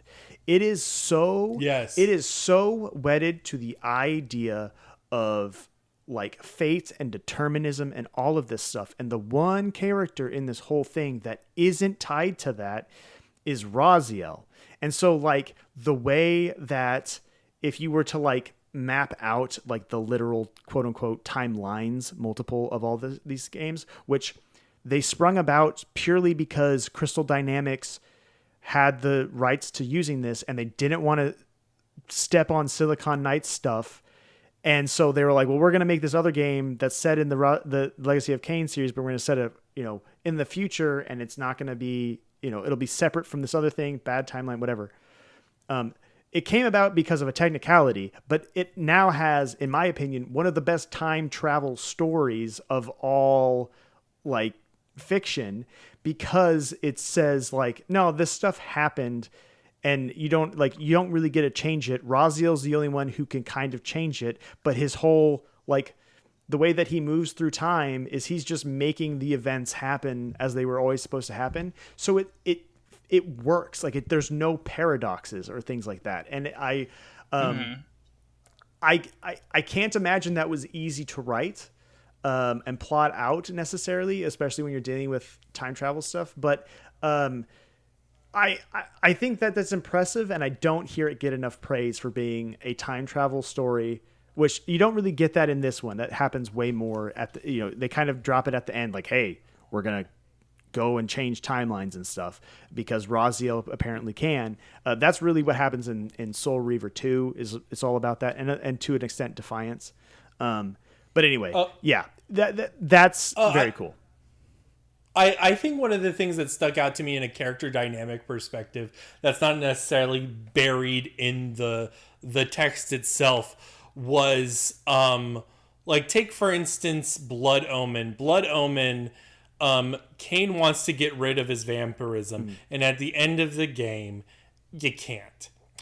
Either he can make the world a better place and die, or he could be fucking evil and survive. And he chose to be evil and survive. And Soul Reaver is about Raziel, who wants to die. And he is not able to consent and does not want to consent to living, but everyone is forcing him to live at multiple points in his personal story. And I think that is super cool when you put those two together. Yeah, they are very much like a good mirror of each other. And like, yeah, Kain's the bad guy, and but also Kain is like, he did bad things. He's evil, but also he kind of is like, dude, I fucked up. And he's playing 5D chess. He's also real. He's like, yo, if you were in my shoes, would you have done better? Who fucking knows? Imagine when the world is affected by every choice you make. Like, what if Fable was real? Right. I'm just kidding. And I think, like, have you guys ever read Neil Gaiman's Sandman? parts of it, yes. but not entirely. Like the final the final book of Sandman where Dream dies, but it's like there is enough implication there that he brought it about like intentionally. Like, setting up all the pieces from the very first issue was all his plan to eventually just restart as a person. That's how Kain feels in this game. I get that. I mean, I don't know how the future sequels play, but, like, the grand scheme of things, it definitely feels like Kain is not purely evil. He is definitely the bad guy, but, like, you get it. You understand. Mm-hmm. That's I just wish his boss fights were good. Yeah. Well, I mean, that's I think that is such a perfect encapsulation of like some of this game's gameplay is not great. Like, it's not going to blow your mind. You're not going to be like, this is the best video game I have ever played, but it might be the best video game you've ever like read or watched. You know, like and I don't mean that in like it's a movie game and you just press forward and like it's way, the comparison I would actually make is Alan Wake. Okay. I can see that, sure. In terms of the actual prose of the text, it's much richer than your standard game is going to be. Yeah, exactly. Like, this game, I don't know if there are not. I know there are comic books adaptations, and there's a new comic book that's coming out, and I kickstarted it, so my name will be in it. So I'm very excited for that. And obviously we know about the remasters and stuff like that. But I feel like this game, I think there's a chance, you know, that we could see a lot more Legacy of Kain in the future based upon some of the rumors and what, you know, between the comic book and this new remaster. It seems like they're trying to make Legacy of Kain a thing again. But I've always felt that if there wasn't going to be that final video game, which was called it was like Dark something, like Legacy of Kain. Nosgoth, wasn't it? Like, no, technically. Well, that was the multiplayer one, but there was going to be so Defiance ends on something of a cliffhanger. No way. Yes. And it was never finished, right? They never finalized. They never got that last game, and it was in production. It's called like Dark Prophet or something like that. And that game, you know, you were going to be starring Kain, and you were going to be in that. You're going through the his final chapter of trying to figure out if he can fix this shit or not. And I always felt that just make it a book. Like, literally, I would read that, especially if it read with dialogue and monologues and internal, you know, monologuing. of that stuff. Like I can hear Simon Templeman's voice, in my head so clearly after all of these games. Like it would have worked so well. So I mean, if we never get another game from it, I do hope that someone out there just write that damn book. Like get Amy Hennig, sit her down, make her write the book. Yeah. I'm trying to think of the way to say this. I would also compare it to an adventure game in some ways with its logic. Yeah, when we were talking about like the combat's not the focus, there was the little gremlin in the back of my mind being like, I think I would enjoy this more if it was just like a straight up adventure game. Yeah. Like if this was a Sierra point and click or something. Yeah. It'd be so weird to imagine, but I understand. Have either of you played Shadowgate 64? No. Okay, so that is those games are what if Kingsfield didn't have combat, and see, that sounds sick. And what if they were just the adventure puzzle solving stuff? And I feel like that is a direction that these games absolutely could have gone in that way. Yeah, it's like I was going to say earlier too of like how people used to say like Metroid Prime isn't a first person shooter, it's a first person adventure. That's kind of how I feel like this is. It's an action platformer, but it's like it's an adventure game underneath all of that. Yes, and like even in that, I would say like this is a very abstract concept to people under the age of probably 25. But there was a day, or like there was a time, dear viewer, when video game cutscenes were a reward. Yes. And this is that game. This is that game, right? And like adventure games were also like that, where you would spend X amount of hours going, oh my God, I'm stuck here. I don't know what the fuck I'm doing. I'm just going to press random shit on the wall. Oh, I didn't realize I could click that. Very similar to a fucking adventure game. And then I see a cutscene and then I like the game again. And the Alan Wake comparison is apt because that game is similar in terms of the story being the reward. Whereas I feel like you take an Uncharted and like the story is the actual primary vehicle. It's not even a reward. It is a movie. And then once in a while to break up the pacing, it reminds you it's a video game. That's not the formula for this. And that's not necessarily... That is a bad thing. Yeah, that's a valid way to deliver stories, regardless of if you like it or not. Like that's a whole different conversation. Like friend of the show, Tucker, loves that kind of stuff. Yeah. And that like Amy Hennig went on to make those kinds of games for a reason, right? And I think that I don't think that there's anything like there's no like ontologically wrong way to do a video game story. But the way that this one does it, having the reward be listening to Raziel pontificate about something and just lament existentially constantly. It's great. It rules, dude. It fucking rules. Yeah, I agree. Any final thoughts, y'all? I want to play this game a second time. I want to play the sequel very badly because it does just like we've said, the world is so cool, the writing is so good. It has its hooks in me. I just wish I enjoyed actually looking back, I can say I had fun playing that. And I know like quote unquote fun is a weird metric with video games, especially something that's like a gothic story like this. But I want to enjoy my time actually moving from point A to point B. You want to be engaged. But on the same token, I felt that way near the end of Blood Omen. And a lot of what you've said kind of applies to Blood Omen. Like I said at the start, I may be revisionist on Blood Omen, and give me some months on this, I may look back and be like, all I can remember is the ending in the Chronoplast and how cool Kain and Raziel are as characters. Yeah. And I won't remember being confused for an hour at I need to carry the egg over to that flamethrower and throw that at him. I do think that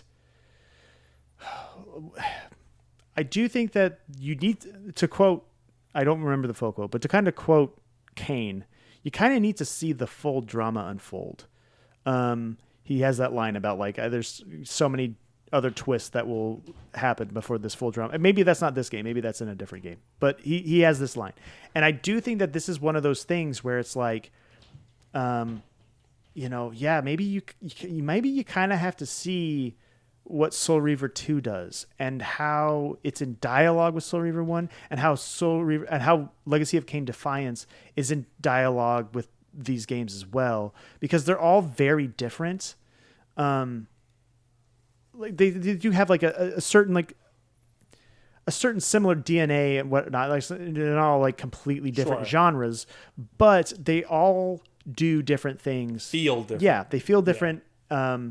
And they're the story that you get, the cohesive, albeit incomplete story that you get out of it. I think it may be so that like in hindsight you go, wow, maybe Soul Reaver 1 was really doing something special. Like, not that the other ones are bad, but that it was like, it's the most unique in what it's doing. Yeah. I want to say, did y'all play this on Dreamcast or PS1? I did Dreamcast. I did Dreamcast as well. This was fucking sick on Dreamcast. I just wanted to shout out Dreamcast real quick. Dreamcast is fucking dope, dude. Honestly, I'm so stoked that, well, I might need to double check and confirm. I'm going to do that right now. But as far as I know, the remaster has the option to play in the old graphics. Yes. Soul Reaver 1 and 2 remastered, old graphics. Let me see.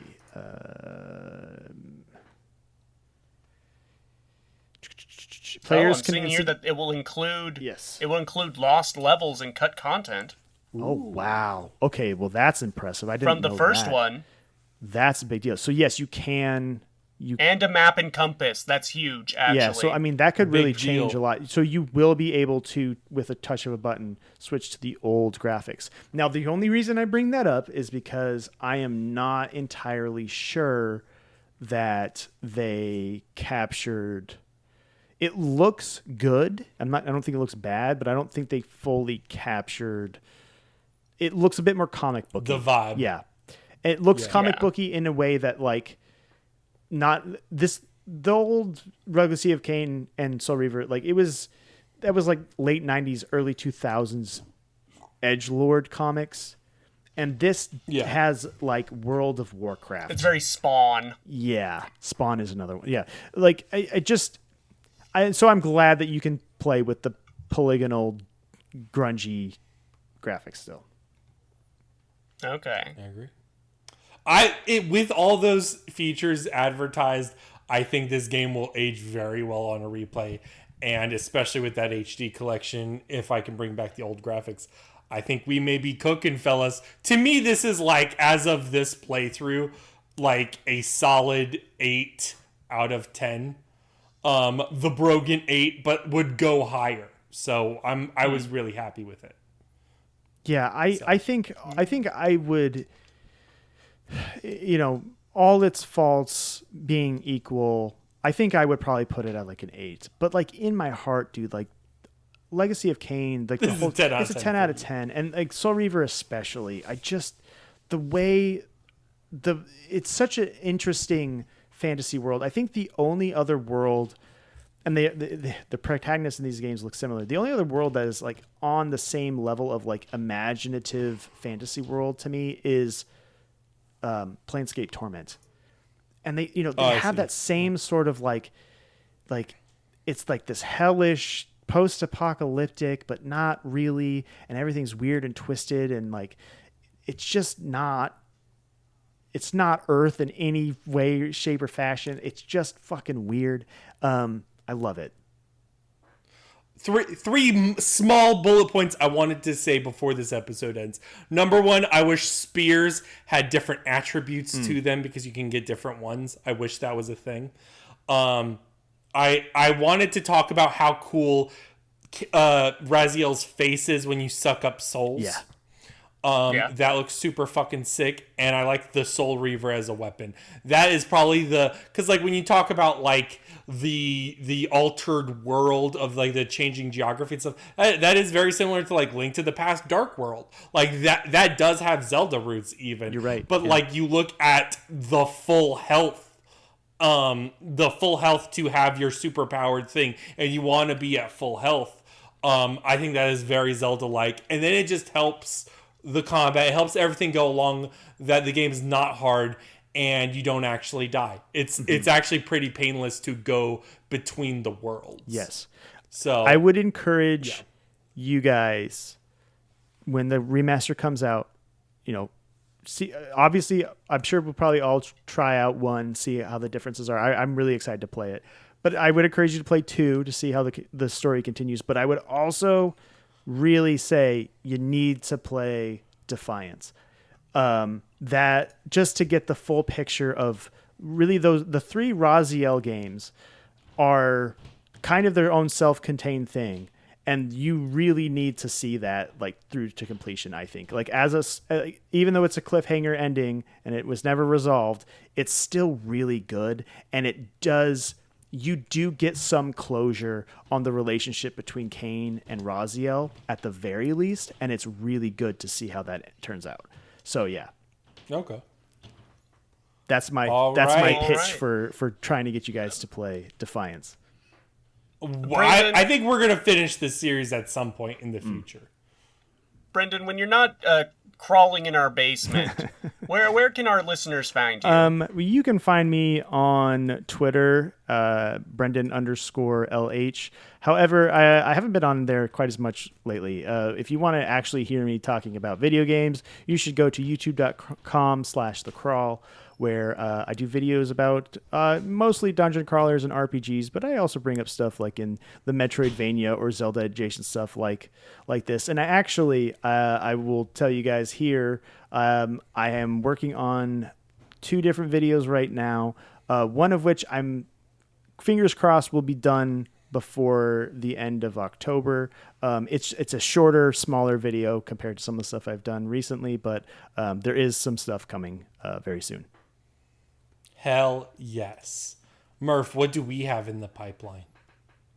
We have quite a bit. We much like the back half of 2024 has been a banger for games. It's been a bumper year for the Daydreamcast as well, particularly on our YouTube channel, where we're starting to upload some of the older casts, the very first Epic Mickey and the second episode I was on, Half-Life double feature, just got uploaded.